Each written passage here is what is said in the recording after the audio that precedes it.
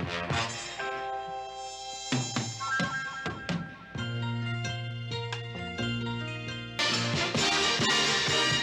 gonna make it after all.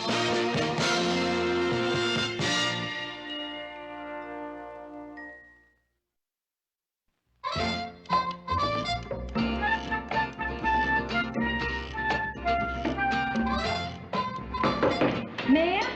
Morning. Morning, Kitty. They think you got the wrong newspaper there. That's mine. This one's yours. Oh, I'm sorry. Wait a minute, Rhoda, what difference does it make? They're both the same. What's your headline say? Something about transit strike averted. Mine says, Mary Richards is a terrific date. Hey! Oh, you know who had this made up? Wes Callison. Probably had it done at one of those novelty stores, and then he dropped it also. I'd find it this morning. Wes, is that the guy you were out with last night? Yeah, gee, this is just like him. He is such a fun guy. I met a fun guy like that at a party. Oh, he was wearing Bermuda shorts, a propeller beanie, and a T-shirt that said Olympic Sex Team. Oh. Do you know what really bothered me, Mayor? It was a come-as-you-are party. No, Wes isn't like that. He's really great. He's sweet and got a great sense of humor. He's the kind of guy you should meet. No good, Mayor. I always get a guy with a great sense of humor. What I'm looking for is a guy with a great sense of serious. So what's he do? He's a writer at the station. News writer, huh? No, he's a comedy writer. What show? Chuckles. Chuckles the, clown. But it's only temporary. He really wants to be a comedian. Wait a minute, Mary. Are you telling me a grown man actually sits in front of a typewriter and writes, Chuckles hits Mr. Pussycat over the head with a rubber chicken? I really don't know. Rhoda, if you'll excuse me, I am kind of late for work. Mary, I would bet anything he wrote the Chuckles anthem. How does that go again? Come on, girls. Come on, boys.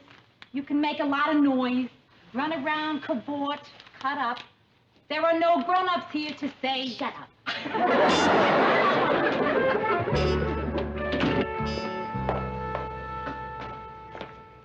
Hi. Hi. Hey, you're in kind of early, aren't you? I had to. Chuckles was on the warpath again. He didn't like my last script. This is Chuckles' idea of a rejection slip. He wanted a new twist on his old pie-in-the-face routine, so I had this idea where a midget runs in and hits him with a shortcake. That sounds kind of funny to me. Chuckles said he thought it was too subtle. You're kidding. Anyway, he's looking at my new script now, so I thought I'd stop by for a cup of kind words. Oh. Hey, listen, I loved my newspaper this morning. Oh, really? Yeah. Mary, I really had a wonderful time last night.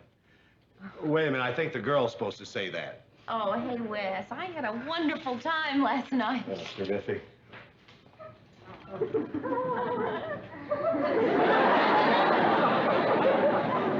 Well, anyway, I just came in early just so Chuckles thought, that I'm coming early. Yeah, I'm sorry, I hope I did. Oh, it's you. Oh, I gotta get going. It's time for Chuckles' 9:30 tantrum. I'll see you later, Mary. Okay. Mary, don't kiss in the office. All right, that's it. That does it. I've had it. Wes, what's wrong? I just quit. Well, what happened? Right after I left you, I walked into Chuckles' office. The first thing he hits me with is my new script. What was the matter with it? I don't know. He just kept hitting me with it. One thing led to another, and, well, I quit. Mary, I'm supposed to be a writer. You want to see something? Look at this. Look at that. This is what he makes me wear in the warm-up before the show.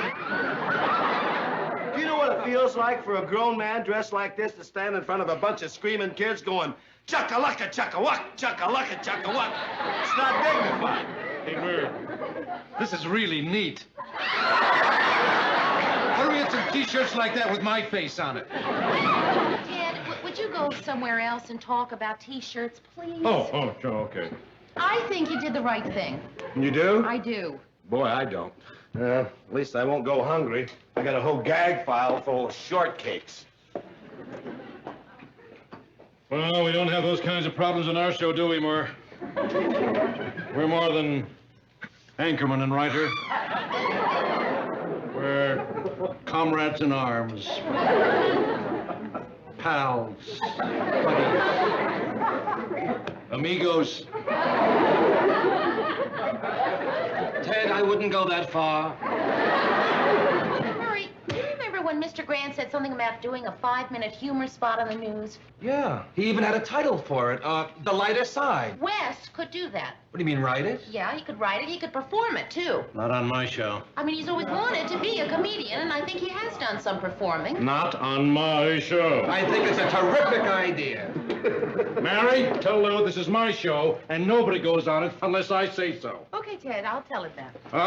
Second thought, I'll tell him myself. Lou, how you doing?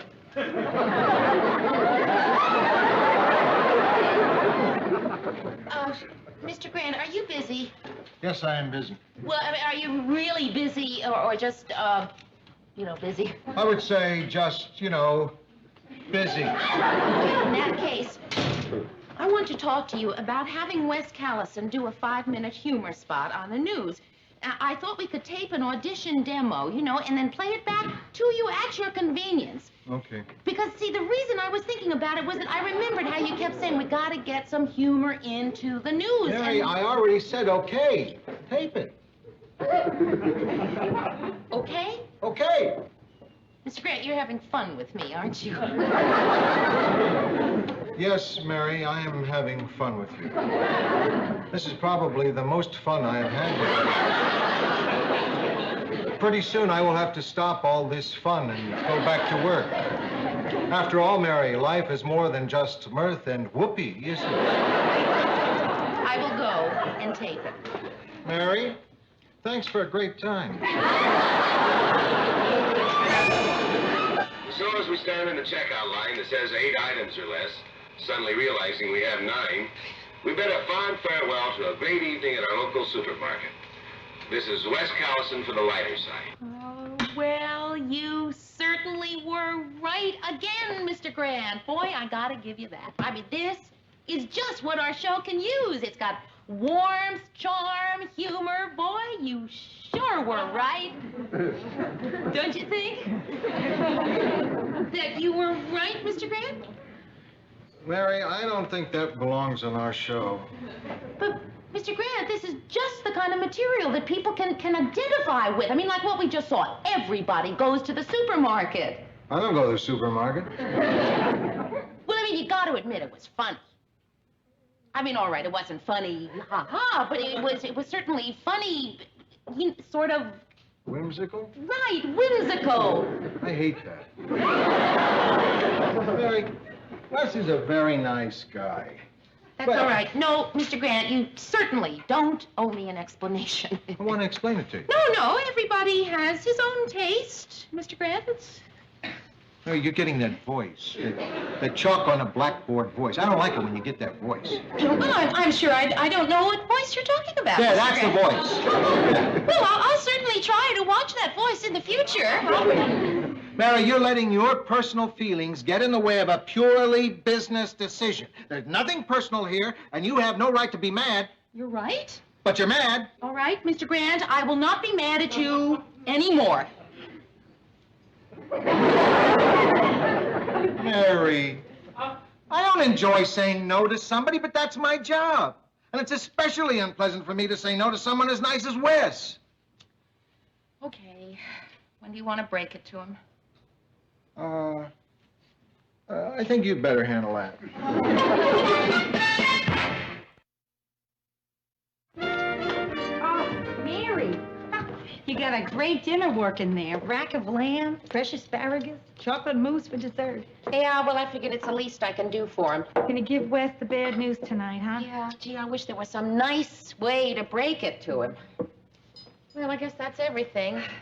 Oh, everything except the scotch. I forgot to buy scotch. Oh, Mary, you better get some scotch. I mean, it's hard for a guy to drown his sorrows in fresh asparagus. Phyllis usually has some scotch. I'll see if I can borrow some from her. Hey, Rhoda, would you stick around for a few minutes in case Wes shows up? I'll be right back. Sure.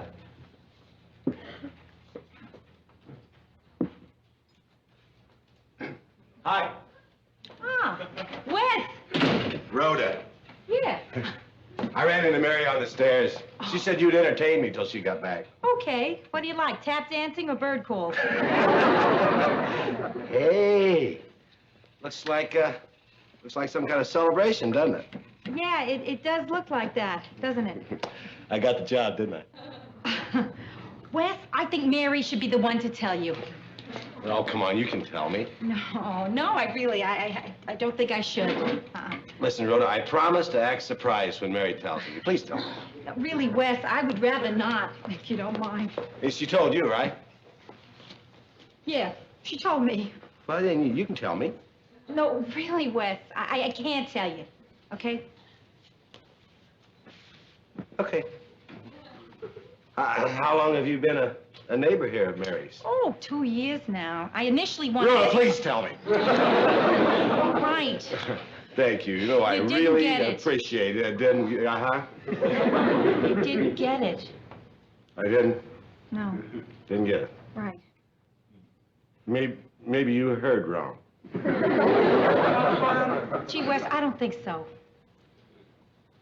Nah. That's the way it goes, I guess.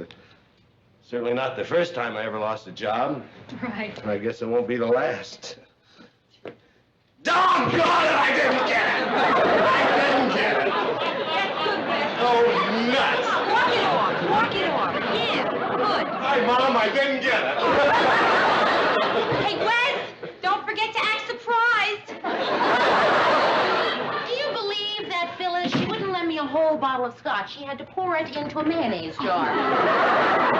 Where's Wes? He's in the kitchen. Oh, well, listen, you better get going now. I mean, I do have to tell him. Right. Oh, I didn't get it.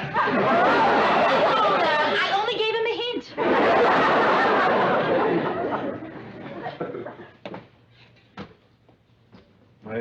I didn't get it, did I? No. Certainly not the first time I ever lost a job. Doggone it, I didn't get it! And I guess it won't be the last. Hi, Wes. Hi, Mary. Hiya. Hi. Ready for lunch? Yeah, in about 2 minutes. Wes, Hi, Lou. good to see you. How you been? Good, thank you. Nice to see you. Oh, you look great. Well, thank you. Doesn't he look great, Mary? Yes, Mr. Grant, he certainly does. Yeah. So what's new? Well, Hi, Wes. Hi, Ted. I saw your audition. I hope you don't mind a little constructive criticism from an old pro. Not at all, Ted. What'd you think? You're never going to make it on television with that kind of dumb stuff. Yeah, Wes, you should listen to Ted when he talks about dumb stuff. It's his specialty. You know what I mean? Yeah, I said, I guess it all worked out for the best anyway. I finally got a job this morning doing something I've always wanted to do. Oh, Wes, that's terrific. I opened Friday night at the Melody Lounge as a comic. Congratulations. Mary. It's just sort of a tryout. I think you're going to be just great. So do I. Well, maybe so, but I'm going to need some laughers. So, Murray, Lou, I'd like for you to be marrying my guest. Not a bad deal. Free drinks and dinner, and all I ask is you laugh very hard at everything I say. You're all right. See you then, okay?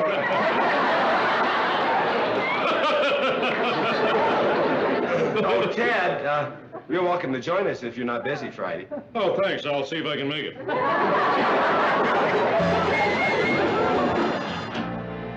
Why'd you tell us it was a bowling alley? I didn't know. Too bad. If I'd known, I would have brought my ball. You can bring out some drinks when you're ready. Not a very big crowd, is it? Well, it's early, yeah. I mean, you know, it'll fill up as soon as the show starts. Don't you think, Mr. Grant? Yeah, it looked like the 6 and 7 lanes were about finished. Oh, here come some people now. I told you, madam, I don't care where you sit. I don't work here. They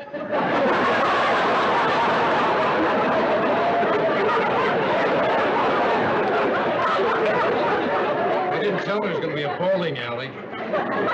Why did you wear a tuxedo anyway? Well, it's opening night, isn't it? I want to look nice when he introduces me from the audience. Hold up, the show's starting.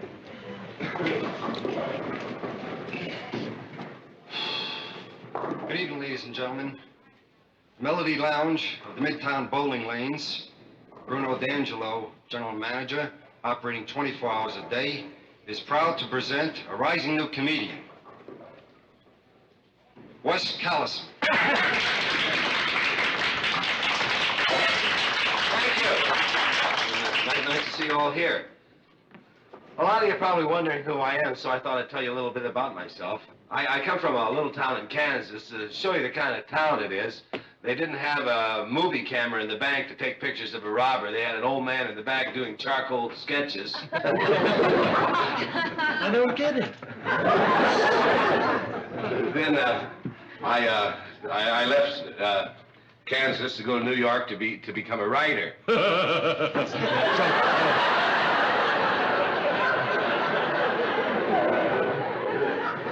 And then as a writer, I got my first job was on the television show Password. Now with your permission, I'd like to do some of the more famous words I wrote while on that show. Remember broccoli? How about boxcar? Brings back the old memories, doesn't it? Droopy, Zenith, and the ever popular Noodle. By the way, if any of you remember any of these words and want to say them along with me, don't be afraid to. And then I wrote cupcake, lips, and my favorite, and I certainly hope one of yours. Huh?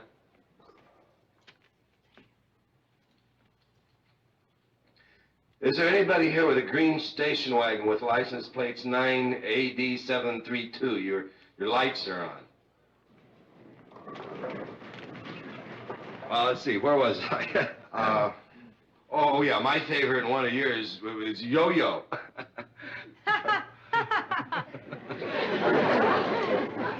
Then later on, I was fired from Password by Alan Ludden when I used the word xylophone in the lightning round.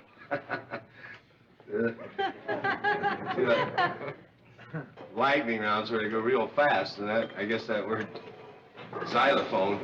Then I got my next job, which was on Sesame Street. I wrote the first 3 shows, A, B, C.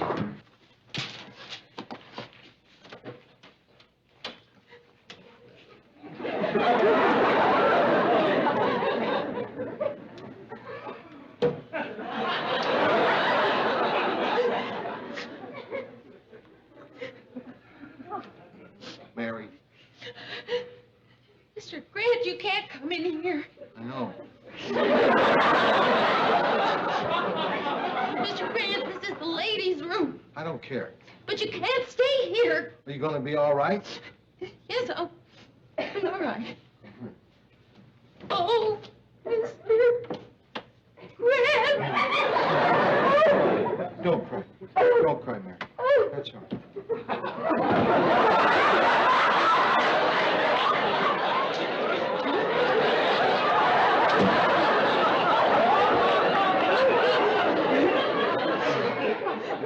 Poor Wes telling all those wonderful, wonderful jokes to those bowlers. You can't judge all bowlers by a few. There are good bowlers and there are bad bowlers. Yeah. Mary, you can't let Wes see you like this. Not now! This was such an important night to Wes. He was counting on it so much. And I don't have a handkerchief.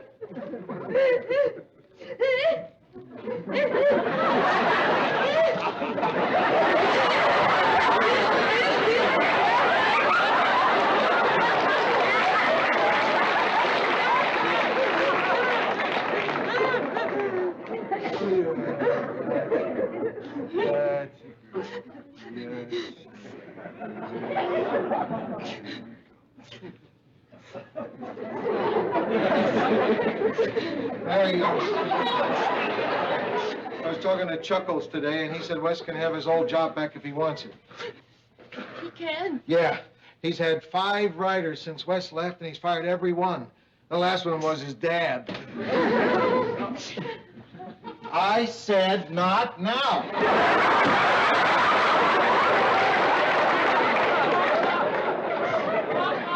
I'll be all right now. Good.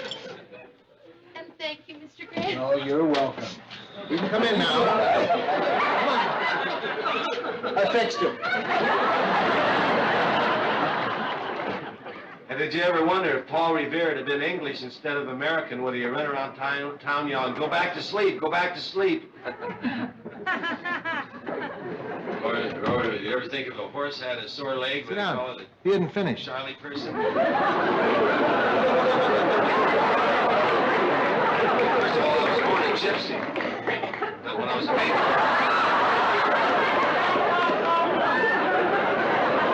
I was kidnapped by a roving band of Protestant accountants. Well, I appreciate you all being such a nice audience. I hope you pick up all your spares.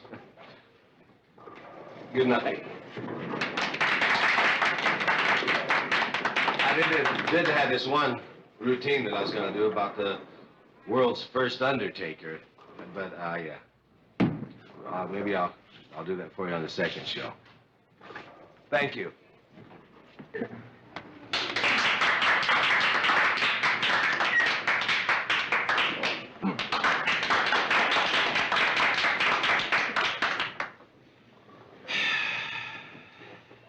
Didn't even introduce me from the audience. Ted, what do you say you and I go out and see if we can find a pair of patent leather bowling pumps? Put on a tuxedo when he didn't introduce me from the audience. Murray, I think I'm going to join you. Okay, Rod. Listen, kid, we'll talk later, huh? I'll make him pay for the rental of this tuxedo. You gonna be okay?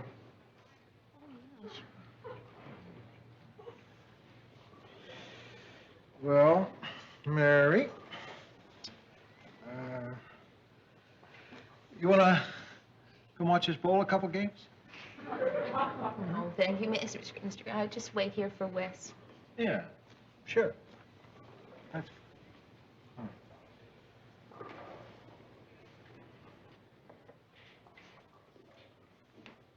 So, Wes, you were... Rotten. Mary, I rotten. Wes, you were not rotten. Chuckles called me this morning and said I could have my old job back. Well, it won't be so bad, will it? I guess not. Mary, will you marry me? What? I was just looking for something to pep up my evening. Wes, look, I know. Nobody laughed, Mary. Wes, I laughed. You cried. All right, Wes, look at it this way. You always said you wanted to be a comedian. And tonight you got a chance to be it. I guess you're right. There's a lot of people in this world that go through life wanting to do something and never getting a chance to do it. Right. Boy, are they lucky.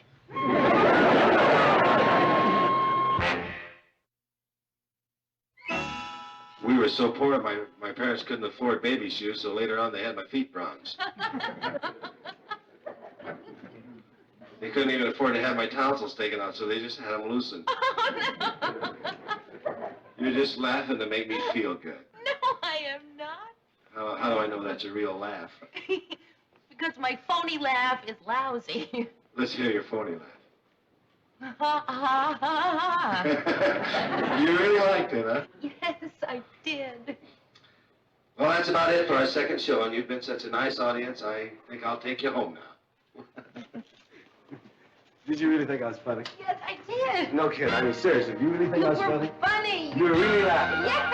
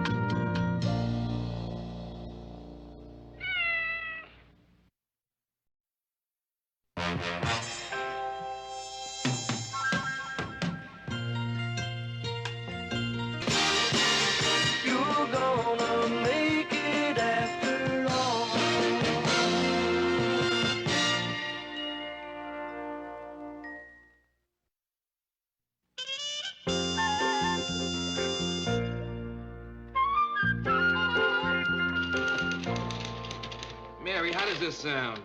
Memo to Ted Baxter from Murray Slaughter regarding last night's show. Dear Ted, when you finish with one page of the script, please turn it over. This handy hint will prevent the recurrence of last night's embarrassment when you read the same page twice. What do you think? I think you really earned your paycheck this week. Mary. Marie and I were talking the other night, as we were laying in bed about 3 o'clock in the morning, having one of those casual conversations about how to survive on my salary. And she asked me a question I couldn't answer, so I thought I'd ask you. Oh, well, what is it? How much money does Ted make? Oh, well, Murray, I don't think I can tell you that. That's even more than I thought. See you in 2 weeks, girls. Hi, Mayor. Hi, Ted. Who are those ladies? They're my groupies. Officers of the Ted Baxter Fan Club's International. Oh. Care for a cookie? Oh, gee, I don't think so. Kind of a funny shape, aren't they? Well, that's my face. The girls had a special cookie cutter made in my profile. Oh, well, sort of like animal crackers then, aren't they? Right. What can I do for you, Mayor? Well, here you go, Ted. And while I'm here, Mr. Grant wants you to sign your contract renewal. Sorry, Mayor, not gonna do. I'm not gonna sign it. What? I'm tired of being Mr. Pushover. I've been taken advantage of long enough. This year, it's gonna be different. I want what's coming to me. Ted, Mr. Grant is going to be very upset if I don't come back with your signed contract. Well, tough toenails. Just because Ted Baxter is a pussycat is no reason why everyone should take advantage of him. Ted, please, don't do something you're going to be sorry for later. Just sign the contract. You know what I think of this contract? That's what I think of this contract. Ted, this is your contract. And what's this? That was your paycheck.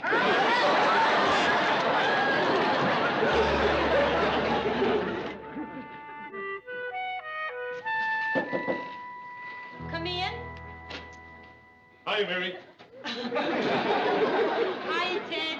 Just driving through the neighborhood. Thought I'd drop in. Uh-huh. Oh, you're not Mary. You're Rita. No, Ted, I'm not Rita. I'm Rhoda. Of course. I'm always getting you and Rita confused. You look so much alike. I bet a lot of people do that. Mary! Ted. Well, hi there. Hi. What are you doing here? Well, just driving through the neighborhood. I thought I'd drop in. I'm a little concerned about the way my contract negotiations are going. What negotiations? Mr. Grant won't talk about it. Well, that's what I'm concerned about. Mary, look, you're on the inside. What do you think is the top figure I could get? Ted, I think you're getting it. Oh, that gives me a rough idea.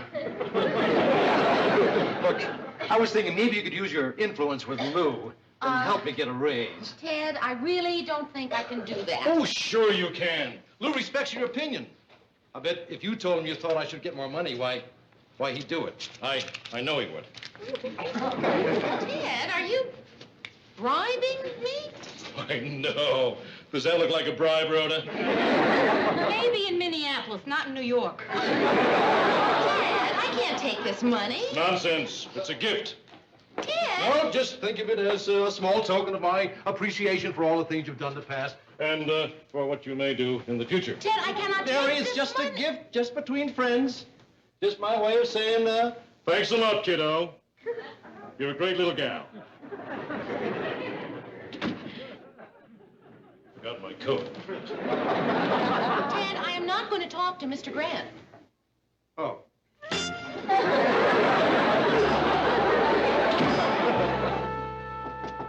Come in. Lou, I want to talk to you about my contract. You ready to sign it? No? Then I don't want to talk to you. All right, Lou, if you won't talk to me, you can talk to my agent. You've got an agent? That's right. Oh. Well, in that case, I won't talk to you or your agent. Oh, come on, Lou. Just talk to her. She's right outside the door. She? Lou, how's it gonna look? My very first agent, you won't even talk to her. Ted, I am not talking to your agent. Shh, please, Lou. You want to embarrass me, do you? Ted, I am not talking to your agent. Well, then just give me a raise. Just give me a little raise. You won't have to talk to her. I'll fire her. What has she ever done for me? Lou, I'm not asking for a lot, just a little bit more money. Lou, I'm not getting any younger. I gotta make it now while I can. Pretty soon it's gonna be all over for me.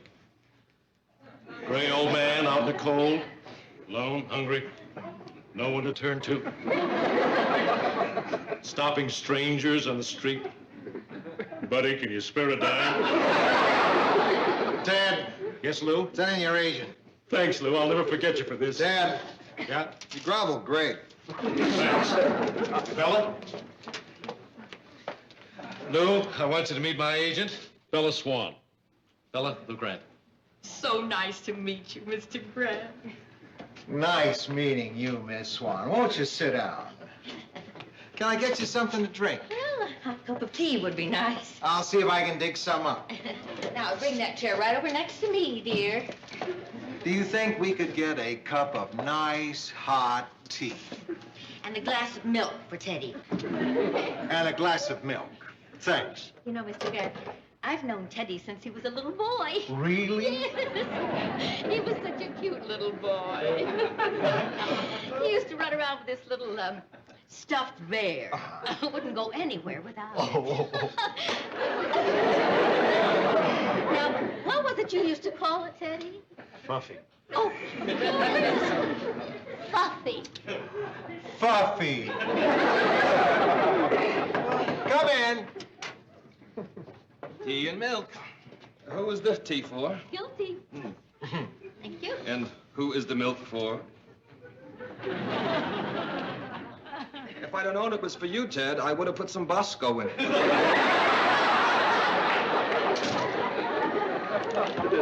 Now, Miss Swan, I think you should know that I do not intend to give Ted any more money. Oh, we don't want any more money, Mr. Grant.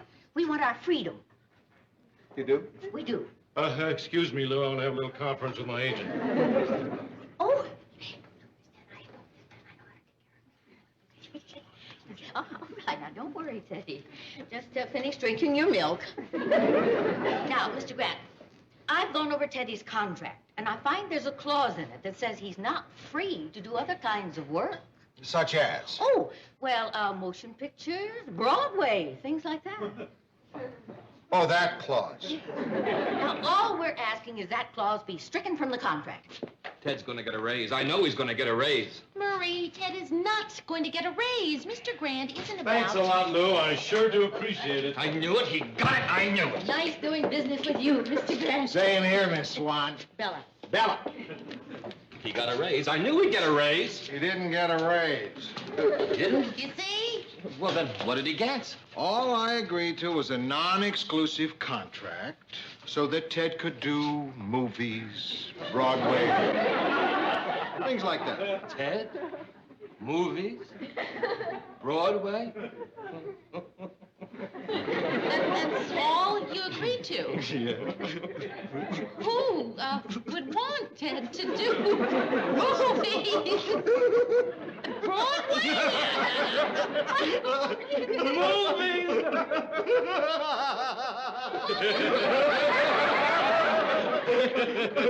Thanks a lot, Lou. You're welcome. You fell right into our trap. Well,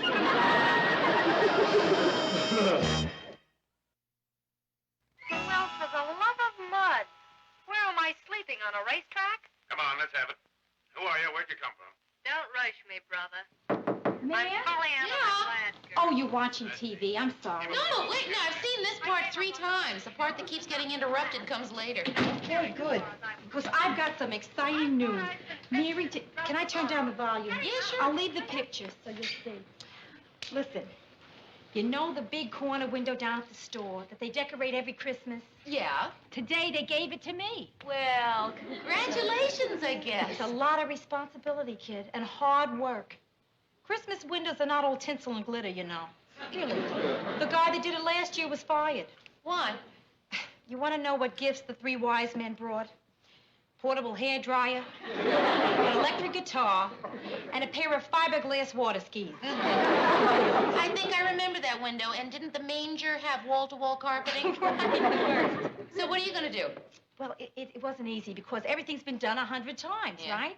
But I finally came up with an idea that I think is truly novel. Yeah, what?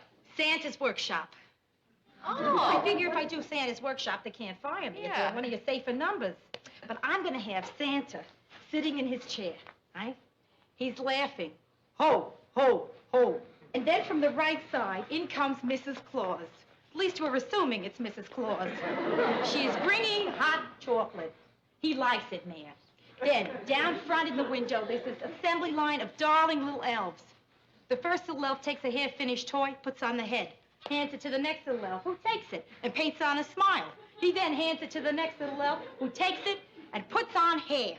He then hands it to the next little elf, who takes it and puts on little shoes. Then all the little elves rejoice, and they congratulate each other. And then they all dance for joy, because they have just built the first little girl elf. That's marvelous. That's really going to be sensational. You think so? Here comes the part of the movie I've been wanting to Okay, see. kid, listen, if you really like it, Mayor, I'm gonna go upstairs and, make some rough sketches. You should. Yeah. Bye, Mayor. Get it. We'll be back to Channel 6 late movie after these brief commercial announcements.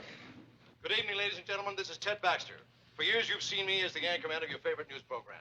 When it comes to news, I've always given it to you straight. And tonight, I'm going to give it to you straight about the Slice Right metric slicer. Famous the world over for slicing any type of fruit or vegetable. See how the blade adjusts to any height? Just wait till you see how thin I slice this tomato. Look at that. Isn't that the thinnest slice you've ever seen? Why, I know one lady in St. Paul took her all winter to use up one tomato, and she was feeding a family of 5. Mr. Grant, turn on Channel 6, quick. Slice carrots for creaming, beets for pickling. Slice a whole bushel of cucumbers in less than 20 minutes. Forget about the $5 they were made to sell for. We're cutting the price in half.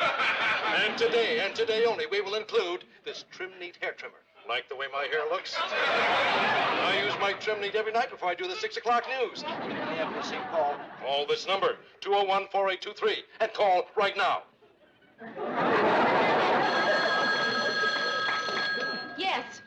Oh, hi, Rhoda. Yes, I saw it. Rhoda, it wasn't funny. He's a newsman. He's supposed to have some dignity. Rhoda, will you stop laughing? What? Yes, operator, I will accept an emergency call from Mr. Grant. Did you catch it? Right there for the whole world to see. Ted Baxter, my anchorman, selling a tomato slicer. I saw it, Lou. We all laughed, right? Huh? Movies, Broadway, things like that. Nobody thought that things like that might be commercials, did they? Oh, boy, did we get sucked in.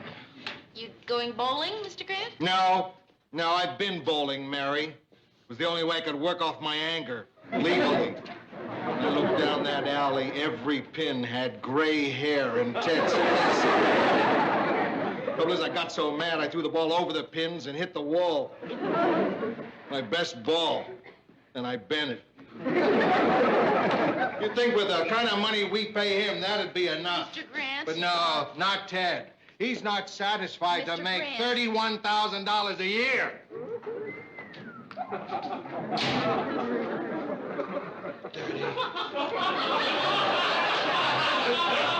Murray. $31,000. Murray, what difference does $31,000. Kramer, did you catch me last night on the movie?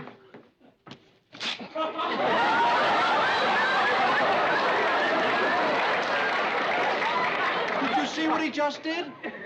He just reached up and tore my pocket off. Ted, I'm sure it was an accident. Well, it better be. You don't just tear my pocket off like that and get away with it. Ted, excuse me, I gotta see about Murray. Get my pocket back.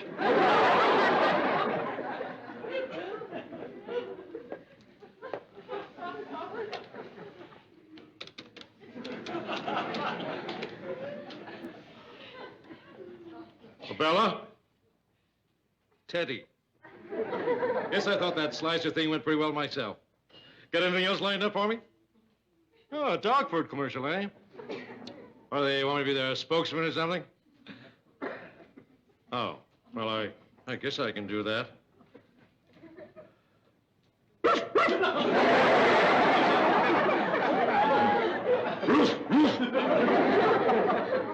Well, oh no, I can't do that. I've got my dignity to think about. After all, I am an anchor man. Tell him I'll bark, but I won't pant.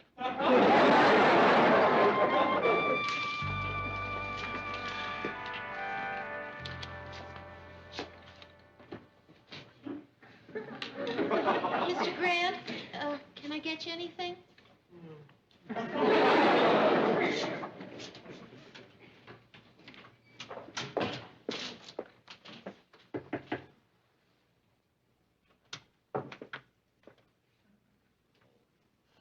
Mr. Grant, what is it? What's wrong? Oh. Ted Baxter's finally got me. I've gone over his contract a dozen times. There's nothing I can do to stop him. First, it was that tomato slicer. Then it was that commercial for that woman's product. I didn't even know what it was. I had to ask my wife what they used it for.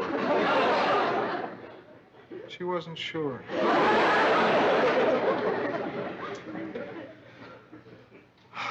Mary, he's got me. Mr. Grant, how about if I fix you a nice drink? You haven't had a nice drink in days. Mr. Grant, I'm worried about you. Somehow, booze just doesn't taste good to me anymore. You know, sometimes I think I'm losing contact with reality. Like last night, I was watching a movie on TV, you know, to try and forget. And this dog food commercial came on. And I could have sworn I heard a dog bark.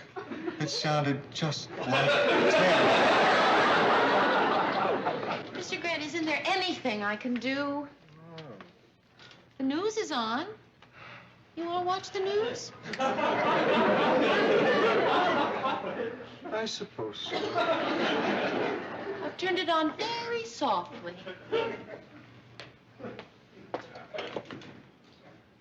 Mr. Grant, doesn't it just make you mad?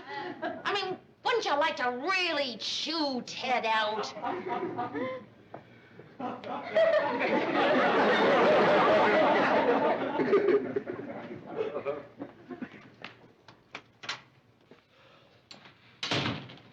Oh, Mr. Grant has got to snap out of it.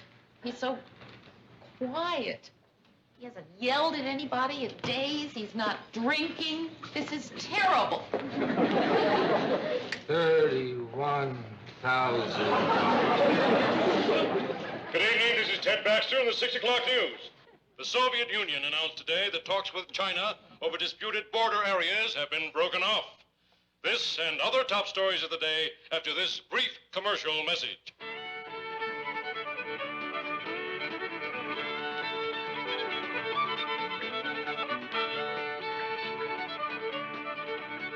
Howdy. This is Farmer Ted coming to you on behalf of Ma and Pa's Country Pork Sausage. Farmer Ted? Oh, no, not on our show. Mm-hmm. Ooh-wee. They're good. Murray, why didn't we check the film commercials before they went on the air? Down-home blend of herbs and spices for a lip-smacking, finger-licking treat. Mm-hmm. Remember, Ma and Pa's Country Pork Sausage, the sausage that lets you make a pig of yourself. Yes, sir, you know.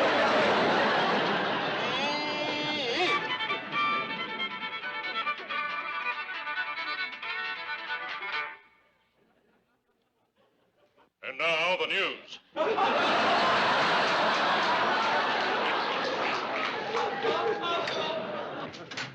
Harry, when Farmer Ted finishes the news, tell him to mosey his keister into my office. And bring me some ice. Bring me some ice. Murray, he's back.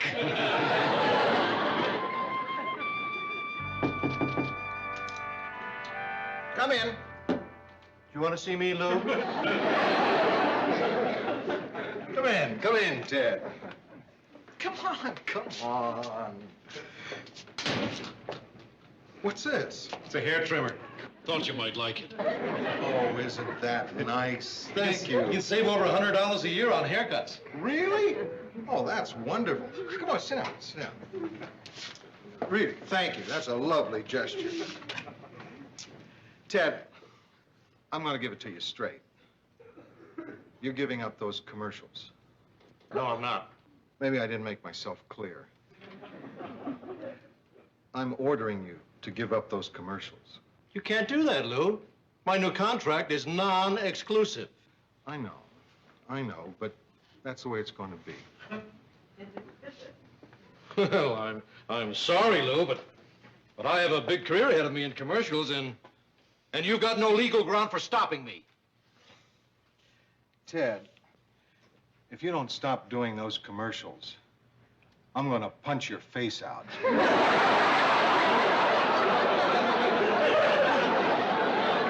What? I said I'll punch your face out. You can't do that. Why not? Well, it's against the law. I'll have you arrested. Be too late. Your face will be gone. It's going to be pretty hard finding work with a broken face, Ted. You're not serious. Are you? You are serious. You can run, Ted, but you can't hide. I know where you live. I know where you eat. I know where you do your laundry. And wherever you go, I'll be waiting for you. You're bluffing. I have a terrible temper, Ted. You want to see what I did to a bowling ball? No. But I don't want you to think I'm not a reasonable man. How much do you figure to make doing those commercials? Fella said maybe 30, 40,000 a year. Mm-hmm. I'll give you a raise. $25 a week. $25 a week, or... I punch your face out. Sounds reasonable. I'll take it. Good. Lou, Hmm? I'm taking my hair trimmer back.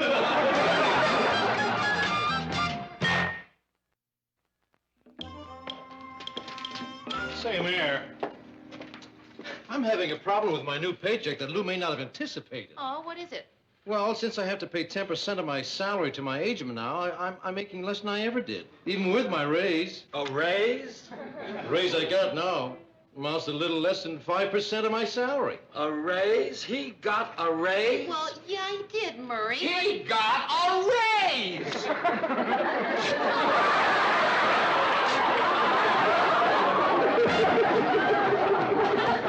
that time was no accident.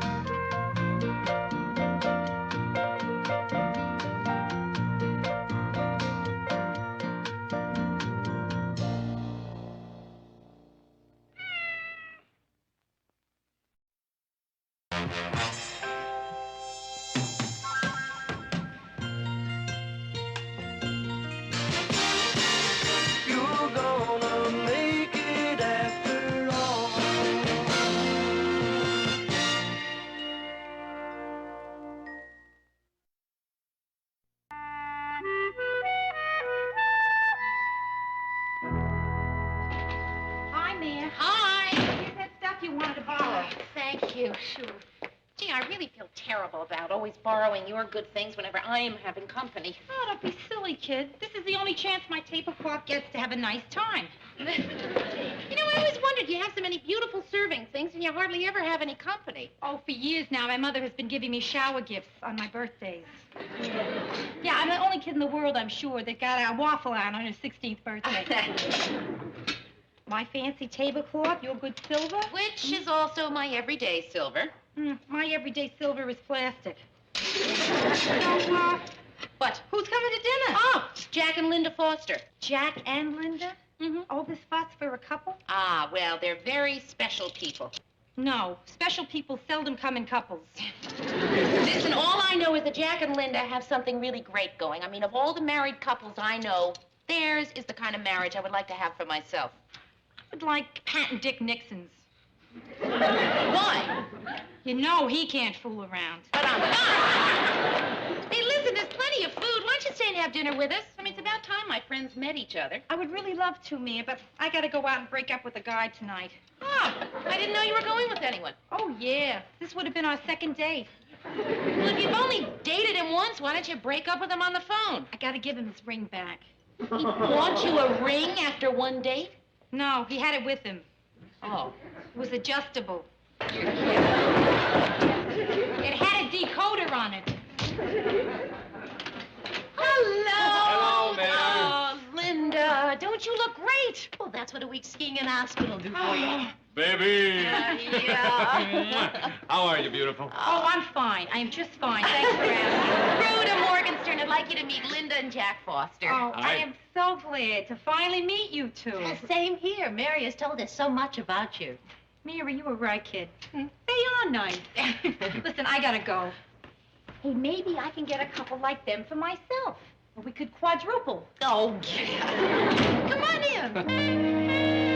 Oh, Mary, fantastic. Doesn't it drive you crazy? People who can eat anything they want and never get fat, like Jack. And you. I get fat? When? I am fat right now. What are you talking about? It's true. I got on the scale this morning and I weighed 120 big ones.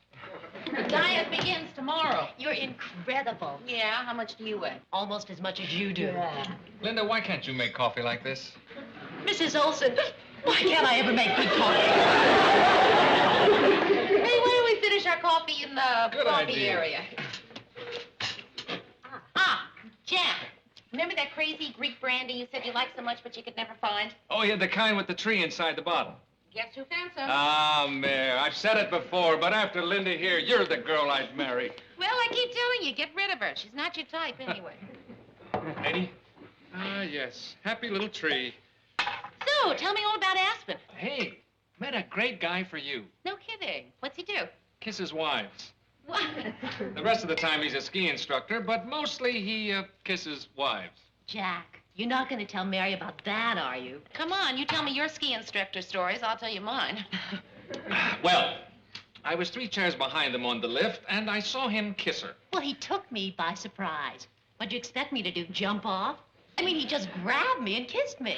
What was I supposed to do? What do you think those sharp points on the end of your ski poles are for? And you think this kissing ski instructor would be a perfect guy for me, huh? Well, I don't know, Mary. I don't know what kind of guys you like. You never said how you liked Arthur. Arthur who? Arthur, the guy we fixed you up with? Last week? Oh, right, Arthur, right. The one who hums a lot. That's the one. How'd you like him? Oh, he was, very nice. That's funny. I kind of like him. Well, listen, I've still got lots of single friends, and we're going to keep trying till we find the right Good, you hang in there, because I'm pulling for you. Am I too late for dessert? No, come on in. No, sit down. How'd it go? With Leonard, you mean? See, I had a date tonight with this guy I was going to break up with. So, did you?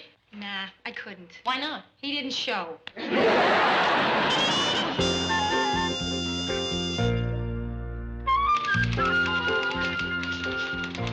Where's Ted? We're on the air in 10 minutes. Well, he went to get a haircut over 2 hours ago. I don't know what's taking him so long. Well, maybe he's trying to find a barber who gives lollipops. Hey, Ratings came in. Oh, how are they this month? The question should be, where are they this month? Listen, if Ted doesn't show up, I think we'll try a little experiment. Go on the air without him and see if dead air does better than he does.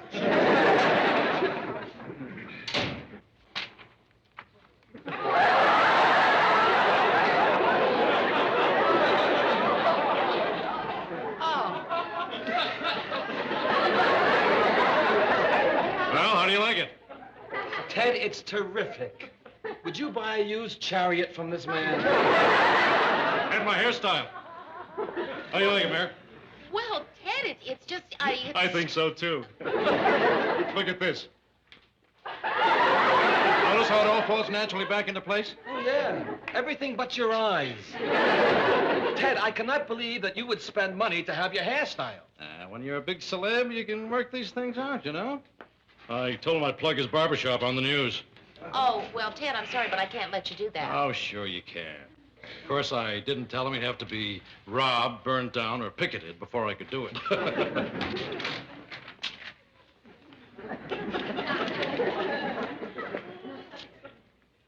Well, what do you think of your new anchorman? Thank goodness you're here. You can't believe the jerk we've had up to now.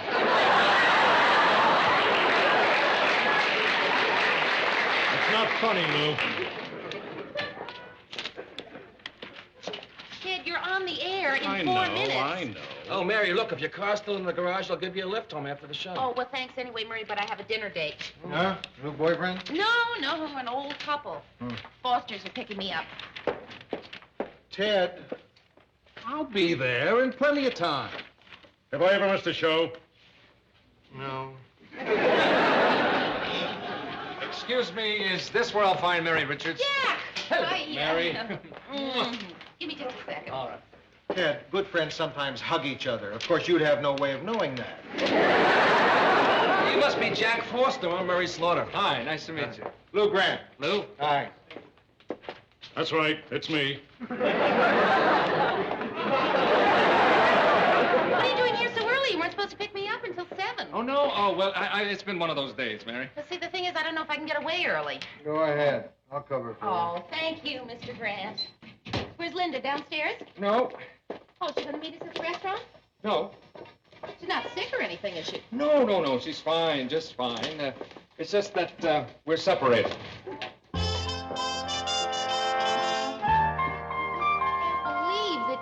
Aren't going to be able to work this thing out. I know. It's... Hiya. Rhoda, what are you doing here? Mary, you should never go out and leave your bathtub running. Oh, no, I did? No, I did. But it dripped through a little. But I mopped it all up, so don't worry. Gee, if I knew Mary was having company, I would have used my good sponge mop. So, Jack, I see you found the right guy for Mary at last. Oh, And Rhoda. you're not so dumb, kid. You pick a great couple for friends, so you're right there when the husband's available. No, Come on. Rhoda, listen. So where is Linda, you two? I'm not sure. Oh. Oh. Oh. Oh. Why didn't you hit me? Oh, I am so sorry. Really, I could die. I could just drop dead on this very spot. I really... She didn't know. I know. Hey, I didn't know. Would you like some coffee? It'll just take a minute, then we can talk some more. No, Mary, thanks. I've got an early tennis game tomorrow. Oh? With my lawyer. Oh, Jack. No, has it gone that far that you have to play tennis with your lawyer? I guess it has. Well, I just feel terrible. I wish there was something I could say or do. You, Linda. It's enough that you care, Mary. Oh, I do. You know, I'm glad we had dinner together like this tonight. Hey, me too. And I'm sure you guys are going to be able to work it out. You're both too good to let this happen. Thanks, Mayor. You're a good friend. You too. Well. Well. Oh, boy, you really know you're separated when you're afraid to hug your friend. Now, come on, Mary. Right. That's silly.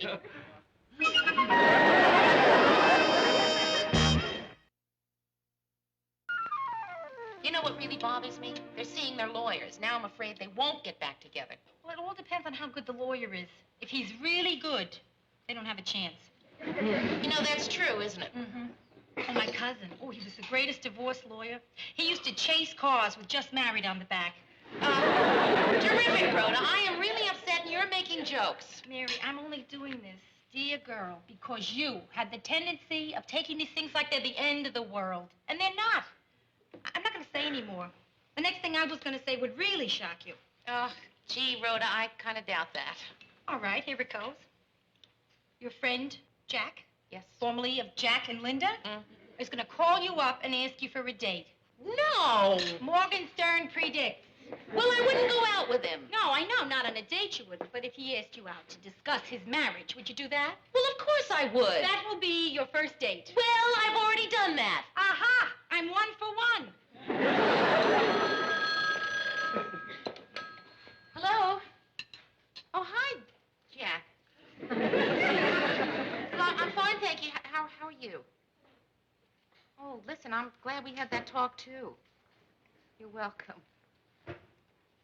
Oh, Jack, that's a great idea. Linda will love it. How could anyone say no to dinner and roses?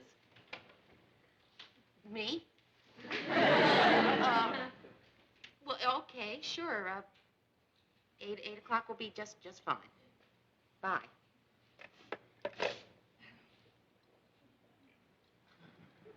Well, the reason that I said yes to going out with him is because he wants to see me as a friend. I understand that. Now, would you like to hear Morgan Stern's next prediction? No! But Leon, I did mention your barbershop last night on the show. Right before the revolution in South America. You probably just missed it. You saw the whole show, huh? Well, I thought I did. Look, I'll do it tonight. Look, Leon, I said I'd plug your shop, I'll plug your shop. Just don't worry about it, Leon. All right. What are you working on, Murk? Oh, a story about a meeting of all the Arab chiefs of state. Any chance of working the name Leon Silverman into that? Hi, Mayor.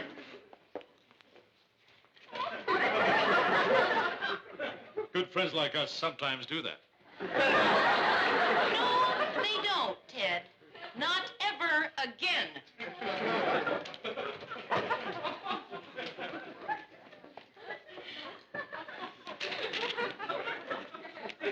Mary, you see this tie I'm wearing? Yes, sir. Janie gave it to me, and I haven't had the nerve to wear it. But I'm having lunch with her today, and I think I ought to. Well, I don't know if I can go through it. What do you think? Well, Mr. Grant, I like it. Yeah? Look, it's bright, it's wide, right in style. I guess everybody likes it. If only somebody would say they didn't like it. I don't like it, Lou. I think it's really hideous. My daughter bought me this tie. Oh. But let me look at it again, Lou. Maybe under another light, Lou. Hey, Marie, can I ask you something? Sure, anything. Would you say you and Marie have a good marriage? Is that your question, or did my wife leave a message while I was out? My question. No, well, I guess it's a good marriage. But on the other hand, I also think this is a good job. Why? Oh, I know. It's good to know there are some good marriages left. Yeah. I could only think of one thing that could make us get divorced. What? If she invited Ted for dinner. Oh, everybody takes divorce so lightly. Well, it's not so rare, Mary. It happens a lot. Hey, Ted, remember that show we did last week on the divorce? Did you remember the statistics?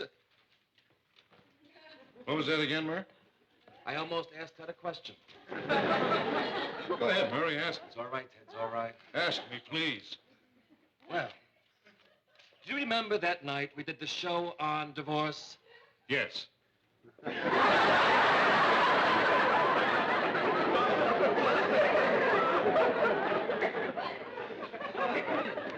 Mary, why all this sudden interest in divorce? Are you planning on getting married? No, but my friends, the Fosters, are splitting up, and Well, last night I was out with Jack. Oh, you were out with Jack? No, Murray, I wasn't out with Jack. I was out with Jack. Hi there.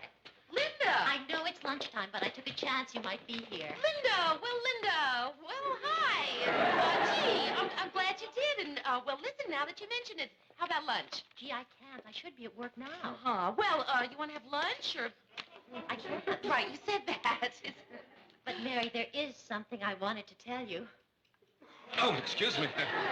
I'll check the wire and see if anything broke on the Leon Silverman story. It's about Jack and me. Oh, Linda, I know. You're separated. It was the shortest separation on record. Oh, Linda, that's great. I knew it would work out. Well, it did. We're getting divorced. Wait, is that for sure? Yep. Mary, I was tired of being a housewife. I have my own identity. I want to fulfill myself in other ways. Well, what are you going to do? First, I'm going to start dating again. Hey, have you met anyone interesting lately? Well, yeah, but, you wouldn't like him. Oh. Well, if I meet somebody, maybe we can get together. Sure. And let's keep in touch, and I'll talk to you soon. Okay. Bye. Bye. You know, Mary, I love sitting next to you. The guy who used to sit at that desk already talked about crabgrass. We're so uptight about Jack. Okay, I know you and probably everybody else thinks I'm really stupid. It's been 5 weeks. Jack's not upset. Linda's not upset. But me, I am upset. Well, like they always say, in a divorce, it's the little one who gets hurt most. I know, you're right. It's silly, isn't it? Yes. No, it's not. Rhoda, I can't go out with him again. Tonight is the last time. I just don't feel right about seeing him on a dating basis. Mary, we've been friends a long time, right? So I'd like to give you a little bit of advice. You're a dummy. You think it's perfectly all right for me to go out with Jack? Man, not only do I think it's all right, the whole world thinks it's all right. Lawrence Welk thinks it's all right. They are getting a divorce. It's in the courts, Mary. If you don't go out with him, you're breaking the law. Rhoda, it's so hard to have a discussion with you. You never have an opinion. Hi, Mayor. Hello, Jack. Hi, Rhoda. Hiya. Sorry I'm early. That's all right. Well, it's 8 o'clock. I'd better get upstairs and make my bed. Rhoda, you mean a girl like you staying home tonight? Incredible, isn't it? Hey, Rhoda, listen. Why don't you come with us? Huh? It would be all right, wouldn't it, Jack? Well, sure. No, I could not. Oh, come on. Look, we're just going to dinner. Come on, Rhoda. We're not going anyplace expensive or anything. I don't know. Well, how about if we go someplace expensive? Then I'll go.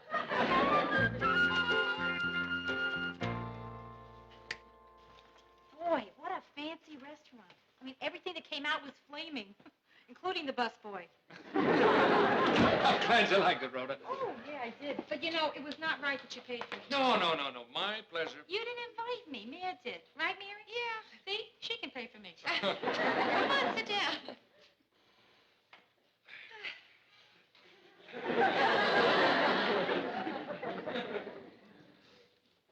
How about coffee? Fine. I'll help you.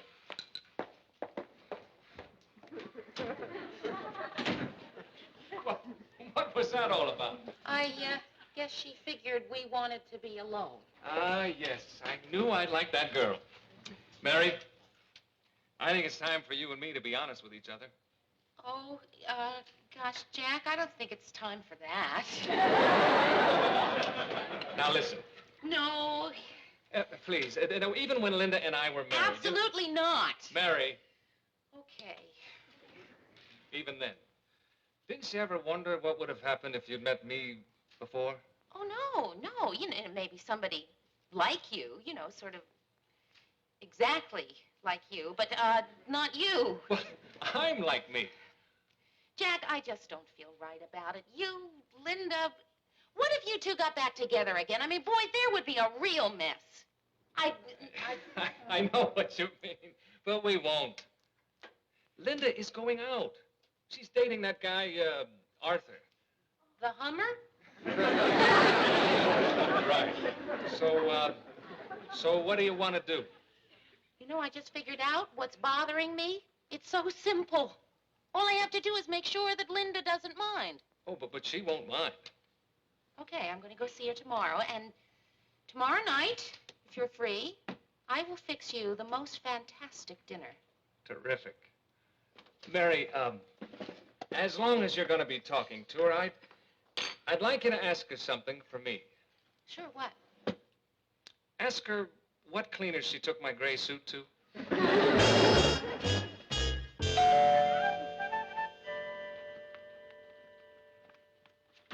Hi, Mary. Hello, Linda. Come on in.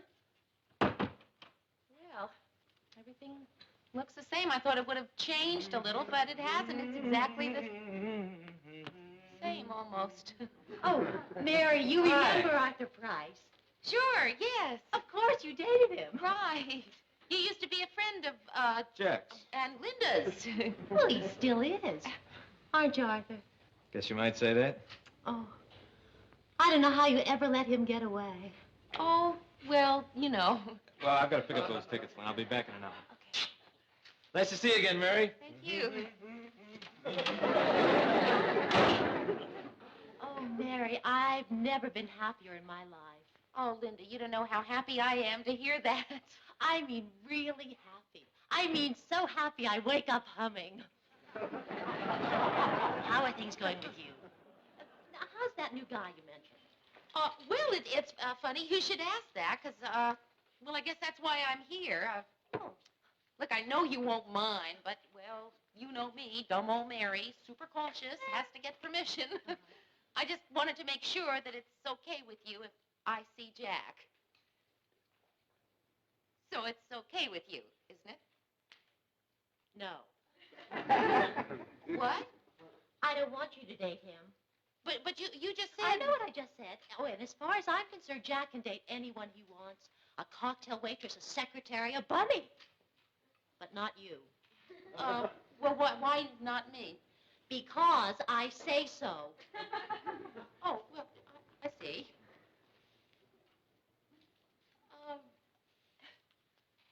What about after the divorce?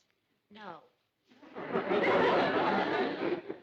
Well, what about if you and Arthur got married? No. Well, look it. After you and Arthur are married, then you can't tell me no anymore. And, where's Jack's gray suit?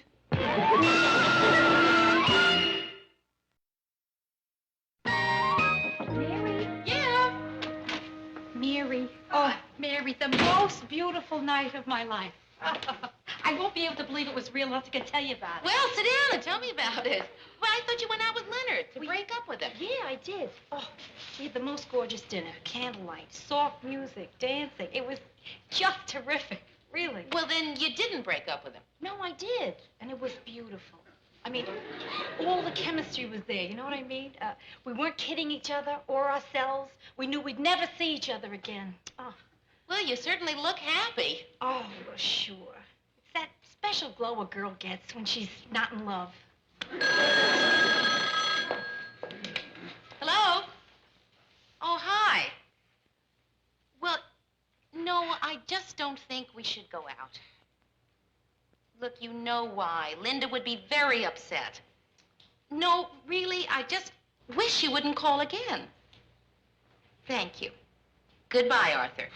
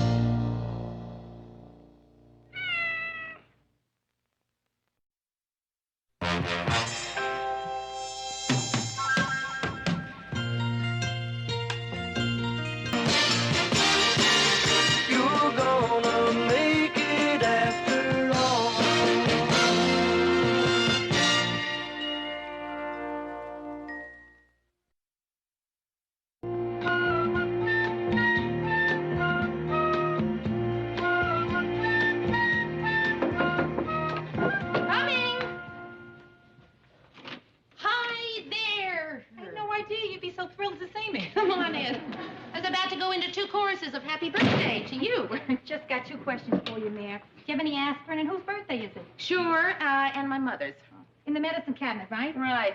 I'm taking my mother and father to Emilio's for dinner to celebrate. Oh, that's nice. Hmm. Hey, where is it? Over on Nicollet Avenue.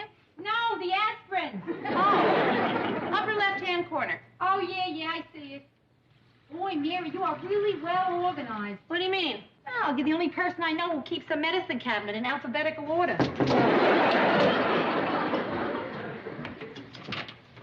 Hi, Mom.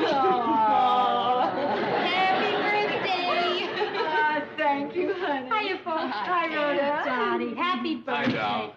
No matter how old you are, you certainly don't look it. Dad, that is some gorgeous tie. Oh, thank you. Your mother just gave it to me. On her birthday? Mhm. Yeah, well, see, I bought myself so many gifts. I thought he ought to get something. Well, come on in, sit down for a minute. Fine. Oh, Dad, before I forget, Huh? I got this for you. I thought you'd get a kick out of it. What? They claim it's the world's hardest jigsaw puzzle. Oh, It's supposed to take 5 years. great. Dottie, it looks like we don't have to take that trip to Europe now. Now, honey, we can do both. See, I told you there were good things about retirement. Oh, Mary, as a matter of fact, I made you a present with the last present you gave me. That little jewelry-making kit? Oh, yes. Oh, and he made me the cutest little pin. Let's see, now, it's in here somewhere. Well, if you like it so much, how come you never wear it? Where is that little devil? What do you make for you? A little devil.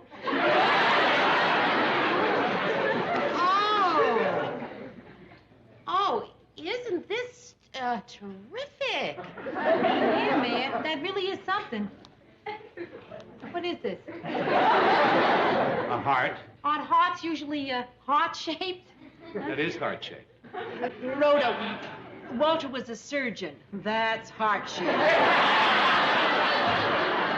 See, those little blue things, those are the veins, and that red thing is the artery. Well, Dad, what's this little green thing? Oh, that's where I ran out of little blue things. Say, it'll look great with that dress you've got on. Oh, well, then I'll wear it. Thank you, Dad. Oh, just a pin. Hey, what is this? Some Protestant custom? I mean, it's your birthday, and everybody's gotten a gift but you. I am wearing my gift from Walt. Ta-da. That is sharp. Oh, is that what I got you this year? My taste is improving. I hated the one I gave you last year. Well, I love them both, and thank you, sweetheart. Oh, you're welcome. Now that I'm up, I'm going to go and wash my hands. That banister of yours is still dirty. Gee, Dad, your hands don't look dirty. I know, but I can feel it. I never thought I would say this, but your father's driving me right up the wall.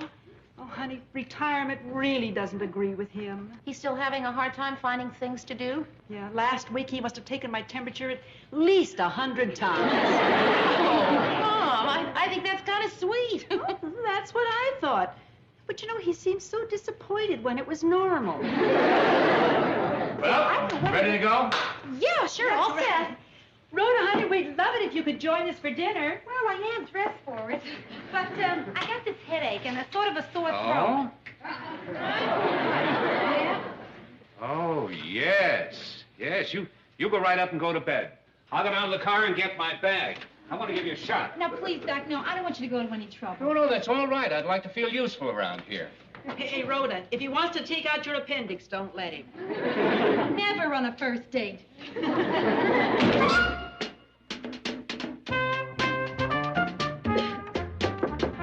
Who is it? It's me. Oh, come on in, Mayor. Hiya, kid. Hi. Sit down if you can find a place. I was just finishing up this test in here called How Honest Are You? Pretty good. Got a 95. Of course, I cheated a little. Well, I thought I'd just come up and try to cheer you up. Gee, that's nice of you, kid. Thanks a lot.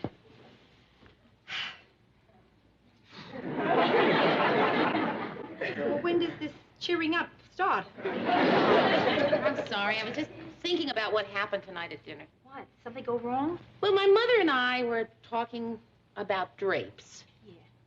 And all of a sudden, my father joined in. So? He never cared about drapes before. I mean, I don't think he even knew we had drapes. He was always out fighting an epidemic or something. And now, all of a sudden, he's talking about drapes. It's just sad. I'm gonna make you some tea. Nice. You'll feel better. Ah, terrific tea bag. Came with the apartment. Listen, Mary, doesn't your father have any hobbies? Besides making midget hearts. Well, golf. Well, that's good. Rhoda, you need somebody to play golf with. Yeah. They only moved here 3 weeks ago. I mean, he hasn't made any friends yet. My mother joined one of Phyllis's clubs right away, and of course she has me, but boy, in this town, it isn't easy to find a man to have fun with. You're telling me? Mr. Grant, can I get your signature? And, do you know what you're doing for lunch today? How many guesses do I get? Okay, you're gonna have lunch with my father and me. Am I? He's a surgeon, right? Yes, he is. Yeah. I used to go fishing with a surgeon. Boy, could that man clean a fish. Of course, every once in a while, he had a tendency to try and save one. Okay. What's that? It's a heart. It doesn't beat or anything, does it? It's a little pin. My father made it for me. He's coming to lunch today. I'm hoping he and Mr. Grant will become friends. Well, you know, when a man is over 40, he doesn't like to be told who to play with. I hope they hit it off. I paid over $12 for a couple of tickets to the ball game. But what did you pay for them for, Ed? The sportscaster always has them for free. No. If you're a woman with Ed, they're not really for free.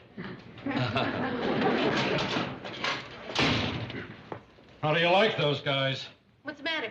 Station's cheapo health plan won't pay for my annual tune-up. Tune-up? I meant my checkup. Oh, good. For a minute, I had a picture of you up there on the old lube rack.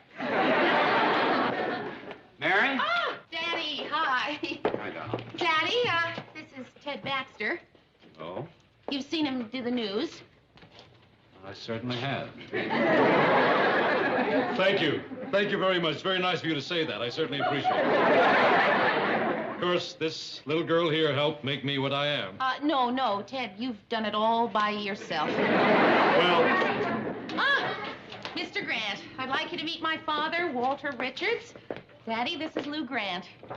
So, you're Mary's boss. Yeah. And you're Mary's father. Well then, shall we go? My, it isn't every day I get to have lunch with my two favorite men. Oh. How come they didn't invite me? Because Mary's looking for someone her father could enjoy being with. Oh, well, that explains it.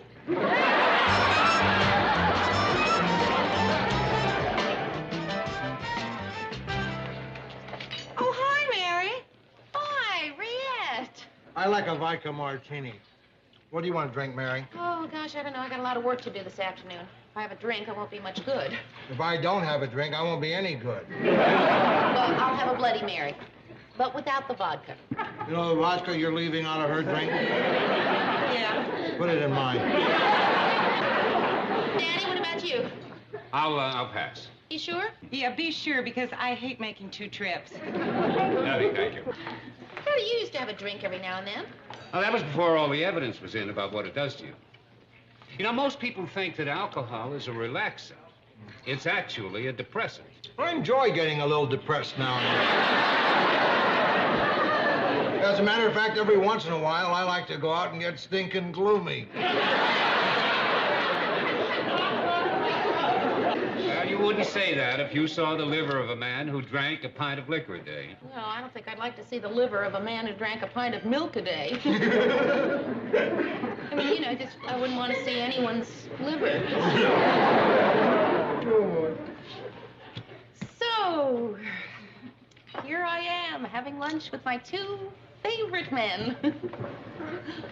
Daddy, Mr. Grant's a terrific fisherman. You love to fish, don't you? Where'd you get that idea? Oh, I just had that idea. You know, Mr. Grant, my dad's a great golfer. Oh? Yeah. I love golf. Well, then, why don't you two get together, play a little golf? Oh, I don't play it. I watch it on TV. A little too much exercise for me. You know, Mr. Grant, exercise is terribly important for men our age.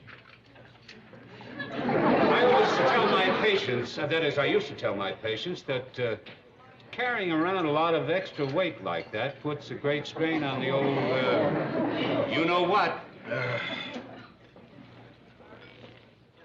The old bug? No, heart. See, it's a pin. My father made it for me. It's a little heart. Oh. Cute. Okay, you ready to order? Nobody wants liver. Mary, what do you want? I'll just have the diet plate. Good for you, Mary. I'll have the same. I'll have the veal parmesan with spaghetti and an order of garlic toast with lots of butter and another drink.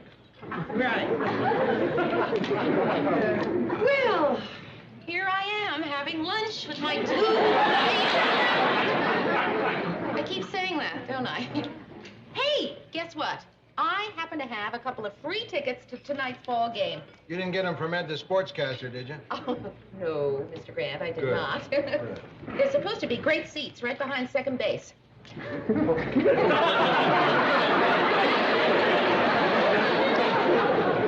put them in center field. No, kidding. I didn't know they were that good. So, if you guys are interested... No, thanks, Mary. I think I'm going to be busy tonight. Mr. Grant... So am I, dear. Rayette, would you like a couple of tickets to tonight's ball game? Oh, no, thank you. I get all the free tickets I need from Ed the sportscaster.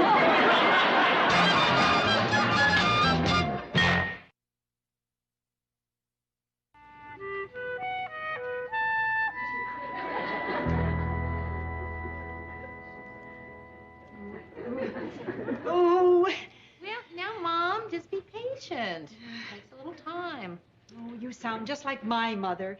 She was always trying to teach me to do this, but I could never get the hang of it. Maybe needlepoint skips every other generation. Oh, your grandmother used to do beautiful work. Remember that lovely sampler she embroidered for your grandfather's restaurant? We reserve the right to refuse service to anyone. Listen, Mom, you know, I was thinking, I'd like to have Daddy for dinner tomorrow night. That's fine, honey. We can make it. Well, I'm trying to think now of how to explain this to you before I say it, because if I don't, you might take it the wrong way and get upset. No, you can tell me, because I don't get upset. Well, okay, I don't want to have you and Daddy for dinner. I want to have Daddy alone. Well, see, I've been trying to find a friend for Daddy all this time, and I think maybe it's because I'm afraid to be his friend myself. You know? So, listen, I'll tell you what, Mom, here's what we do. I'll have Daddy for dinner alone tomorrow night, and then you and I will have dinner alone on Thursday. How's that? Was that a nod, Mom? Then you're coming. Terrific. Murray, how does this menu sound to you? Shrimp cocktail, salad, stuffed squab with orange sauce, wild rice, and glazed carrots. Terrific. Must be a special guy. Yeah, it is. My father. He's coming to dinner alone for the first time. Before you get to the petty fours, have you got the stuff on the Henderson trial? Oh, yes, sir. One's here. Thank you. I really don't like glazed carrots. Neither do I. Okay. Make it green beans.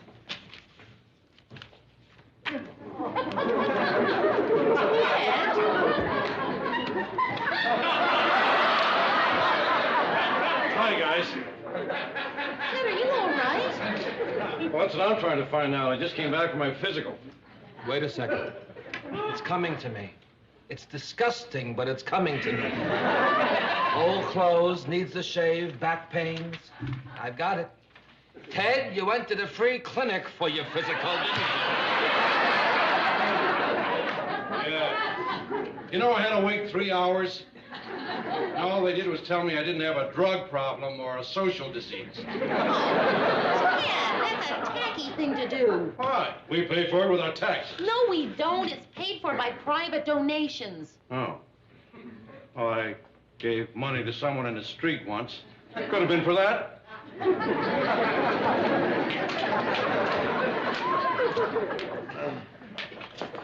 Thanks.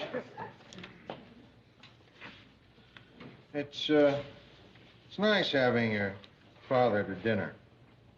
I like it. Mr. Grant, do you ever have trouble making conversation with your daughters? Nah. Well, maybe at first. Then we always end up talking the night away. What kind of stuff do you talk about? My grandchildren. I don't think there's enough time for that.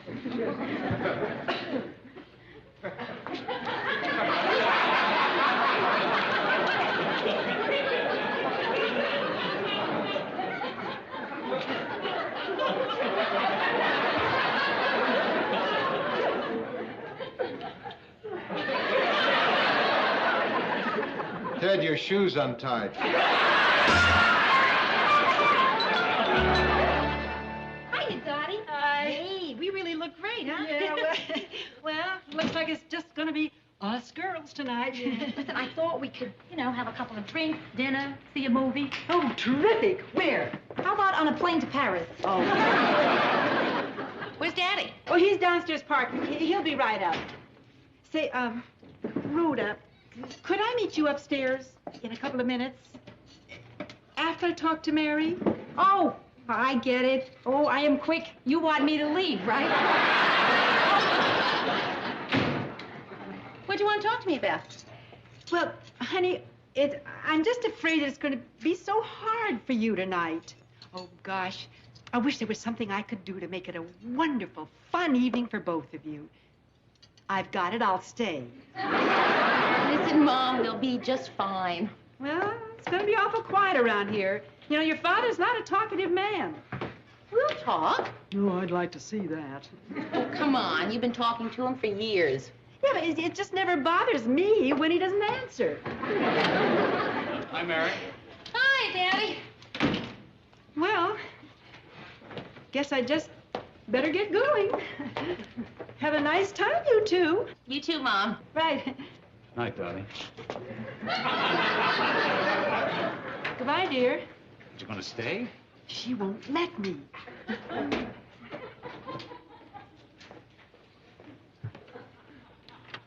Don't forget to take your pill. I won't.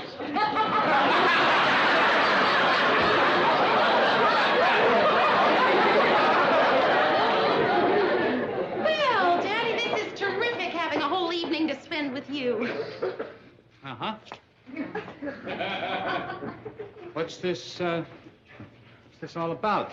Oh, nothing special. It just that I thought it would be nice if you and I spent some time together alone. We don't often get a chance to do that, and so I just thought it would be nice to do that. Oh? So, why don't we sit down? Here's some tomato juice and guacamole. That's Mexican, isn't it? Yeah, it is. How do you make that? Well, first you take an avocado and you mash it up real fine. Hey, Dad, you're not interested in how I make guacamole. Yes, I am. No, you're not.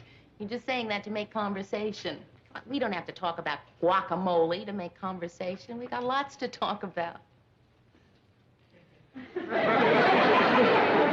Okay. Only now that we're talking about having lots to talk about, we're going to be conscious of every little silence. Like that one. I wasn't aware of that one. I'm aware of this one. So come on, let's just talk, okay? Oh, guess who I ran into the other day? Bobby Morgan. No kidding. Yeah, I did. Who's Bobby Morgan? Dad, you remember the boy I went with when I was a senior in high school? Come on, Dad, you remember you and Mom came home early one night. You found Bobby and me with the lights out. I never trusted that kid. He's a priest now. I never trusted that priest. Dad, come on, he was senior class president, valedictorian. I didn't know that. Yeah, well, he was. If you'd come to my graduation, you probably would have known that. He gave the farewell speech. Are you mad because I Didn't hear his farewell speech? No. No, I'm mad because you didn't hear the class poem I wrote. Oh, Mary, I couldn't help that. I know. You had to do that gallbladder operation. Oh, no. No, it wasn't a gallbladder. That was tonsillectomy. You missed my graduation for a tonsillectomy? Mom told me it was an emergency gallbladder thing, you know, which I could see. But a tonsillectomy? Yeah, but he had adenoids, too. Besides, I thought I could make it, but once I got in there, I got held up. Gee, I worked for months on that poem, you know.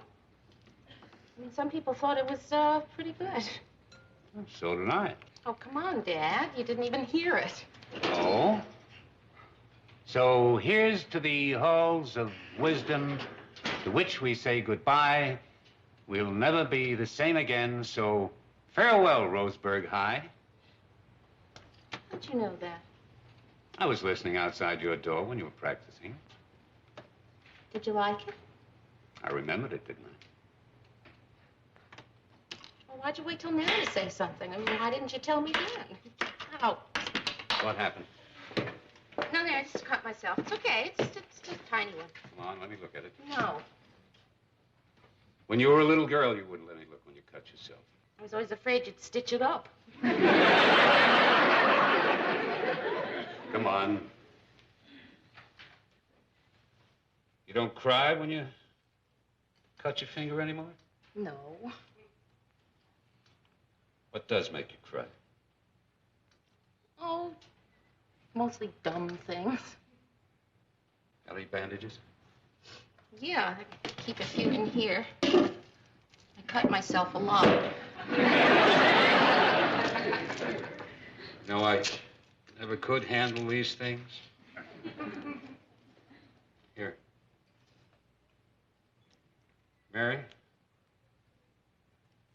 Are you ever lonely?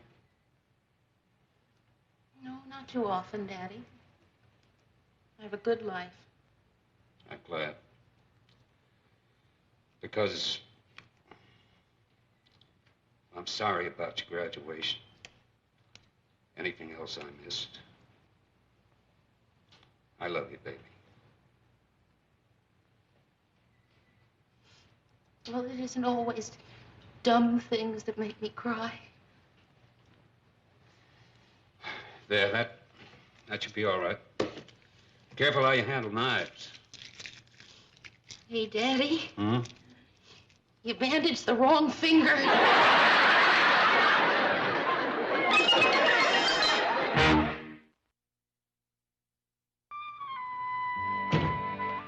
Mary, you still up? Yeah, come on in. Well, how was your date with your father? It was wonderful. Oh, you know something? My dad is really a good guy. How was your date with my mother? Fantastic. We went to a singles bar. My mother went to a singles bar? Yeah, she passed. Had a great time. And I met, for the first time in my life, in one of those places, an actual nice guy. Intelligent, sincere. Oh, Rhoda, really? Oh, Dick. Guess what? He works with you at the station. You're kidding. Who? His name's Ed. He's a sportscaster. Rhoda, come here and sit down. I gotta explain to you the facts of Ed.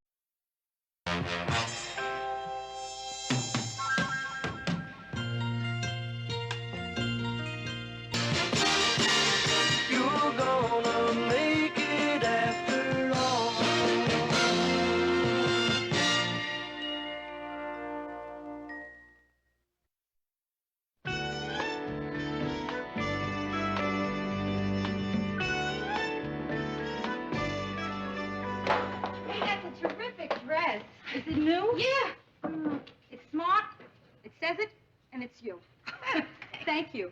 Hey, I thought you had an iron. Yeah, I do, but you need 2 of them for a grilled cheese sandwich, you know? I was watching television, and there was Pat Boone, and I suddenly got this urge for a grilled cheese sandwich, and of course, a glass of milk. Mary! Mary, I'm glad I caught you alone. Are you busy? Well, as a matter of fact, Oh, good. Rhoda, close the door. Oh, yes. Bess is outside with her young man, and they're going to the school dance, and she's so proud of him. I just know how much she'd like you to meet him. Oh, sure, I'd love to meet him. Oh, and, Mary, when I bring them in, don't make a big fuss over them. Don't treat them like children. They're not children, you know. They're little people. I would love to meet your little people. Why don't you just slide them under the door? Mary, you know what I mean. Young people find it embarrassing to be gushed over. It's so patronizing. Promise me you won't gush. I promise. I won't gush. I cross my heart. No All right, I'm going to bring them in now. You can come in now. They're coming in now. Here they are. Hi, Aunt Mary. Hi, Aunt Rosie. Oh, Bess, what a cute little, nice, good dress. Thanks, Aunt Mary. This is my friend William Campbell, Mary Richards. Hello, William. Nice to meet you. You didn't tell me your aunt was such a beautiful woman. Oh, well, thank you. Isn't he cute? And so polite. Hi, Eric. Rhoda Morgenstern. Beautiful Aunt Mary's good-natured friend. Yeah. Nice to meet you. Aren't they the cutest little things you ever saw? Yes? Miss Richards, Bess mentioned you work in a newsroom at WJM. Uh-huh. Well, I'm very interested in news. Oh, well, I tell you, anytime you want to, come down to the station and look around, huh? Thanks, I like that. Okay. Everybody, I am late. I'm sorry. I gotta run. I gotta meet my date downtown in 5 minutes. Well, if Miss Richards is going downtown, maybe she could drop us off and save you a trip. Oh, Mary? Yeah, sure. I don't see why not. Well, you two have a wonderful time now. Remember, there's no curfew. Whenever you two decide to come home, it's all right with Lars and me. Bye. And I'll be in the parking lot at 9:45. Well, here you are again, Rhoda, watching the girls go off on their dates. Oh, I know what you mean, Phyllis. Have to go up those stairs to that lonely room and spend an unexciting evening with a book. Whereas you get to spend an exciting evening with Lars, watching him try to wake up his leg.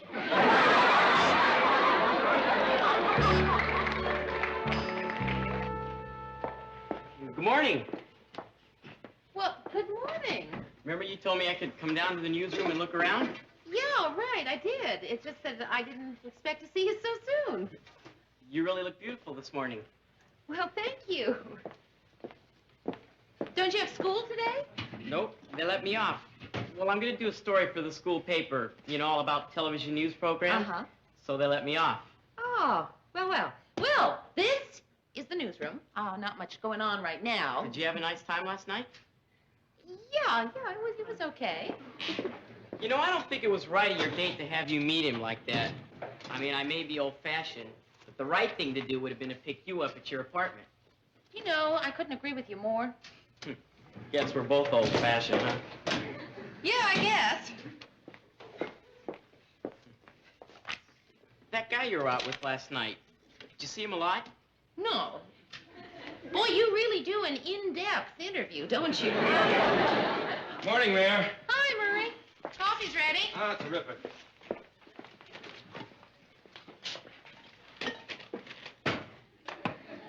Murray, I would like you to meet William Campbell. William is doing a story on the newsroom for his school paper. Well, I'm always pleased to meet a fellow journalist. Thank you. May I have a cup of coffee? Yeah, sure. How do you take it? Black, with sugar. How many sugars? 6.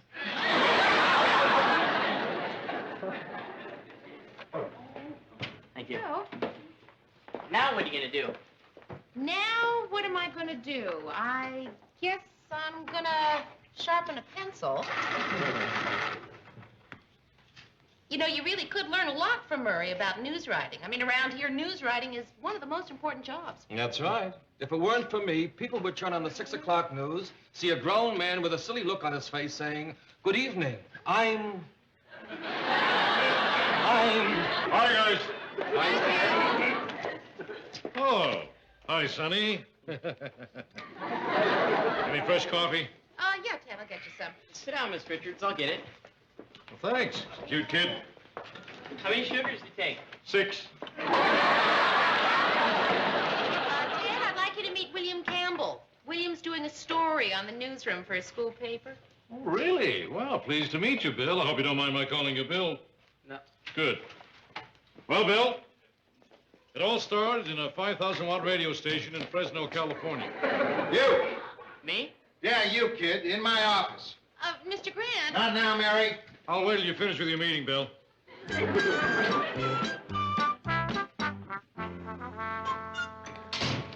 What did Mr. Grant want? Well, either I shape up or I'm fired. I thought I was a mail boy. That's Lou. Everybody under the age of 20 looks alike.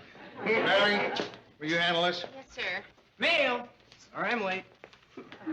You're not the mail boy. No, Mr. Grant, this is the mail boy. Come here, kid.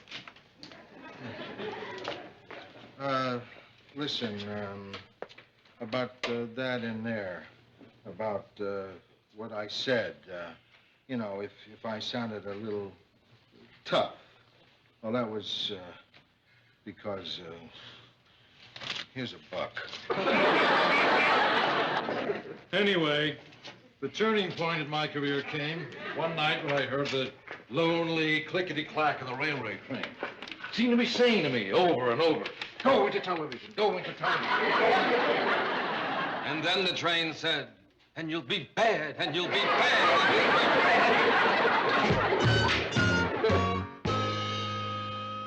He wouldn't let me out of his sight the entire day. I cannot figure it out, ma'am. He met you and I at the same time, and yet he picked you. That's sort of sweet, though. I mean, he helped me off with my coat. He opened doors for me. He kept telling me how beautiful I was. You know, I had somebody in love with me like that once. Freckles, chocolate stains on his face, runny nose. He was a stockbroker. It's me, Mary. William. Mary, William, ho-ho, first name basis already, huh? Hello. Hi. You really look beautiful tonight. This is where I came in. See you later, Mayor. Nice to see you again. Rhoda, must you go? That's very nice of you, Mayor, but you know what they say, three's a crowd. Besides that, I can tell you two young people would like to be alone. I was in the neighborhood and there was something I felt I had to tell you. Oh? Mary, I lied to you. I'm not on the school paper. I just used that as an excuse to spend a day with you. Did you forgive me? Well, yeah. I don't see why not. Good. Can I come in for a minute? Oh, yeah, sure. Come on in. I also remember you told me you liked a good conversation. So I thought maybe tonight we could just sit around and get to know each other better.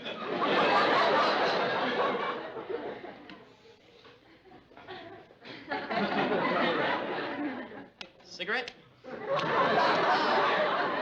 No, thanks. I don't smoke. Neither do I. Well, then, I guess we won't be needing these, will we? Tell me, Mary, why haven't you ever gotten married? Oh, just never met the right guy, I guess. But you have lived with somebody before, though. Ice cream. Ice cream. That's what we need is some ice. I haven't had any dessert, and I bet you haven't had your dessert either, right? So why don't I just go down to the store and get some ice cream, and I'll have Beth come up here, and then we'll all have some ice cream. Beth!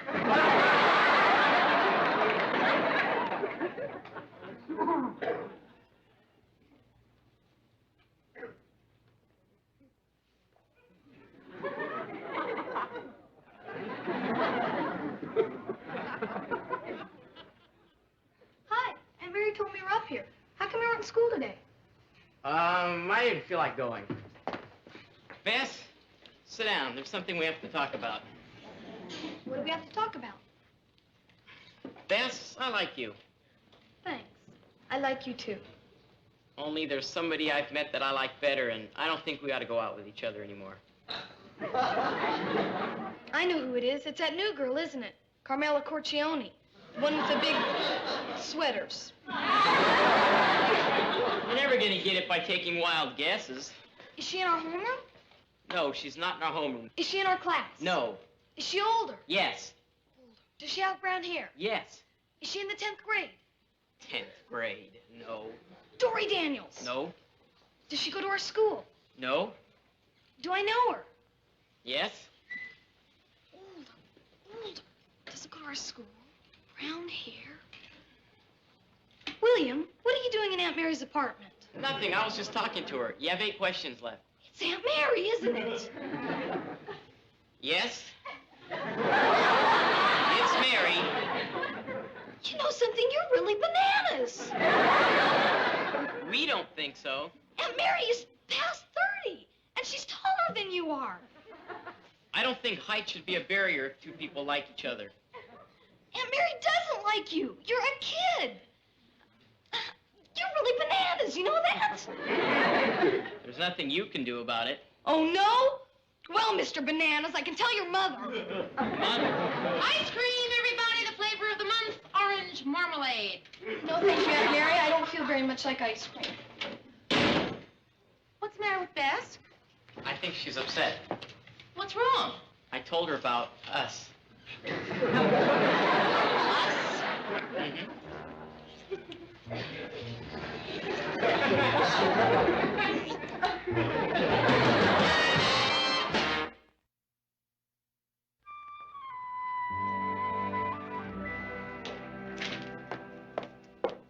Oh, look at that. Came for you when you were at lunch.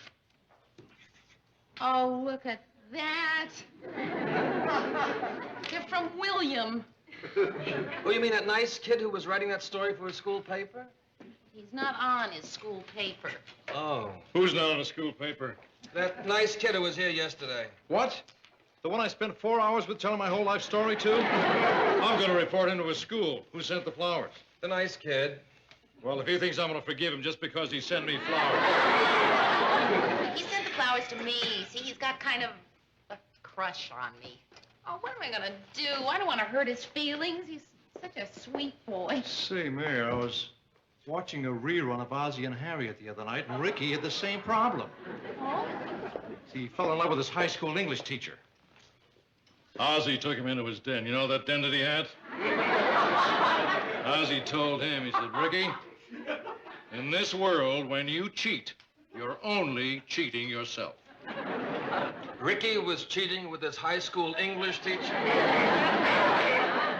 Must have gotten that mixed up with the episode where Ricky had David do his homework for him. Well, anyway, it all worked out in the end.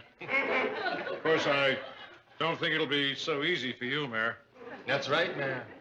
You don't have an Ozzie to talk to. Any calls? No, no calls. Say, Lou, you ever have a crush on anyone older when you were a kid? Yeah, Mel Ott. No, a girl. Nah. Yeah. Once. She was a senior, and I was a freshman. Her name was Margaret. She didn't even know I was alive. Isn't it funny how I almost forgot that? Yeah, Margaret. She had this golden hair. Color of buttercups.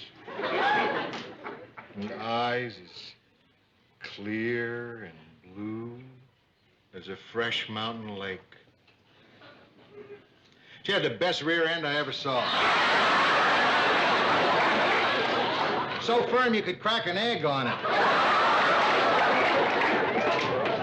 That's about as tender as we'll ever see him. Newsroom. Yeah, she's here. Hold on.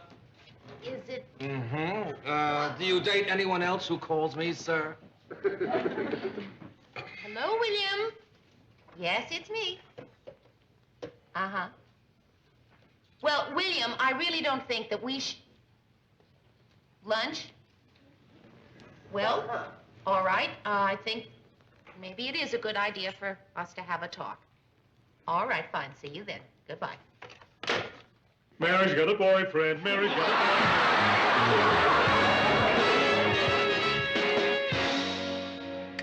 Can you imagine? William is taking me to La Parisienne for lunch.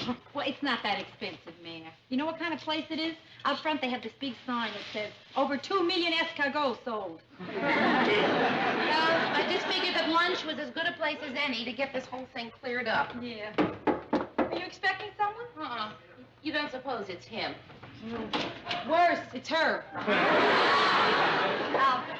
Rhoda, if you don't mind, I'd like to speak to Mary on a personal matter. Go ahead. Well, Phyllis, if the personal matter is William, Rhoda knows.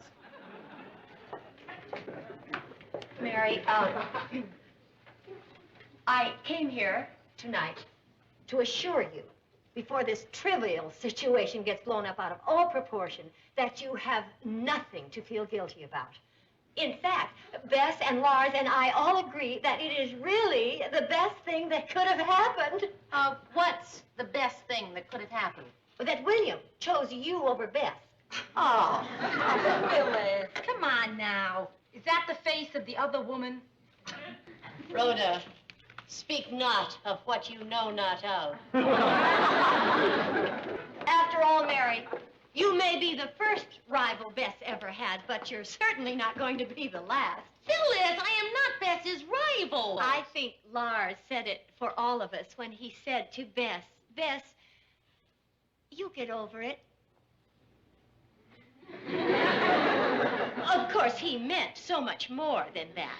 That's Lars. He always speaks not of what he knows not of.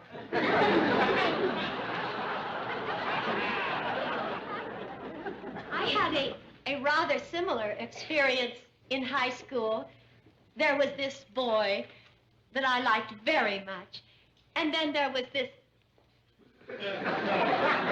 other girl. Little Miss Personality, bright, cheerful. Perky. Perky! Oh, you know the type. A girl not unlike you, Mary. Oh, I'll admit she had a kind of surface charm, but no real depth. So, naturally, I was hurt when he invited her to the prom instead of me. But I got over it. Oh, there were a few schoolgirl tears, a few dark nights of the soul. It wasn't easy accepting the fact that I was the only girl in my senior class who didn't have a date to her own prom. I was so ashamed I didn't have a date. I told my father I was meeting this boy at his house. Isn't that ridiculous? And that night, I put on my green organdy formal evening gown and my purple orchid wrist corsage that I had sent to myself. And I went out alone to the movies. I sat through 3 showings until it was time to go back to my house, where I cried myself to sleep.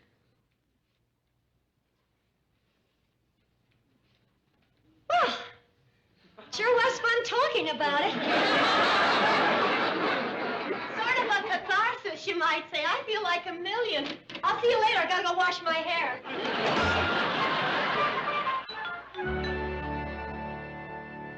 And for dessert, may I suggest our pastry tray? You don't have orange marmalade ice cream, do you? She seems to like that. No, I'm sorry. Okay, the pastry tray. I promise you, you will have everything just the way you want it. Thank you. And could I talk to the violinist now, please? Certainly. Maurice? Maurice, this young man would like you to play something for him and his young lady. With pleasure. May I suggest?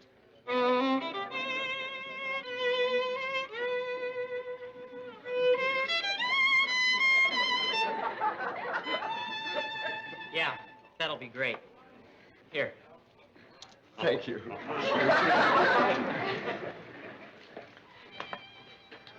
May I help you? Yes, I'm supposed to meet somebody here. Mary! Oh, right this way. You. You really look beautiful this afternoon. William, I want you to know that the only reason I came here this afternoon... Here, it's for you. William, I don't want you buying presents for me. I can afford it. I got a great paper route. Aren't you gonna open it?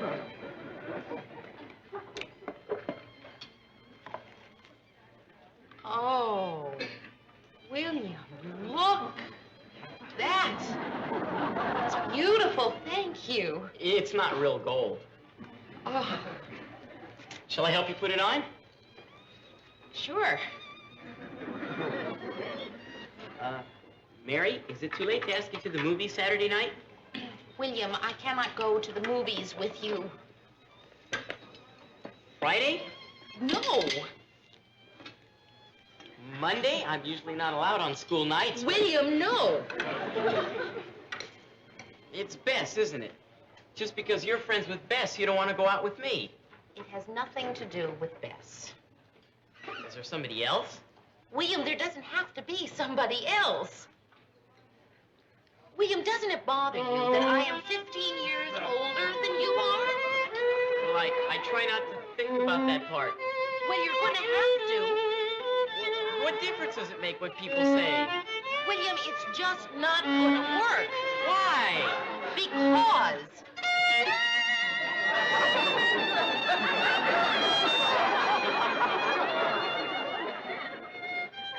Mary, I want you to know that it's not just physical. Let me explain something to you. You, William, are a boy. And I, Mary, am a grown-up lady. And you see, grown-up ladies just do not go out with little boys. So you're a grown-up, big deal. That's right, it is a big deal. Well, who said? I said. Well, you're really lousy, you know? William. Well, you shouldn't have told me you liked me. William, please stop kicking the table. You're going to spill the water. William, listen to me. These things sometimes happen. Sometimes two people meet and they're just not right for each other. And it's nobody's fault. William, can't you understand that? I mean, William, look, I can't fall in love with every man I meet, can I? Yeah, I guess not. Good. Now, sit up straight and eat your lunch. It looks delicious. Mary, you know, I really liked going with you. Thanks. Me too.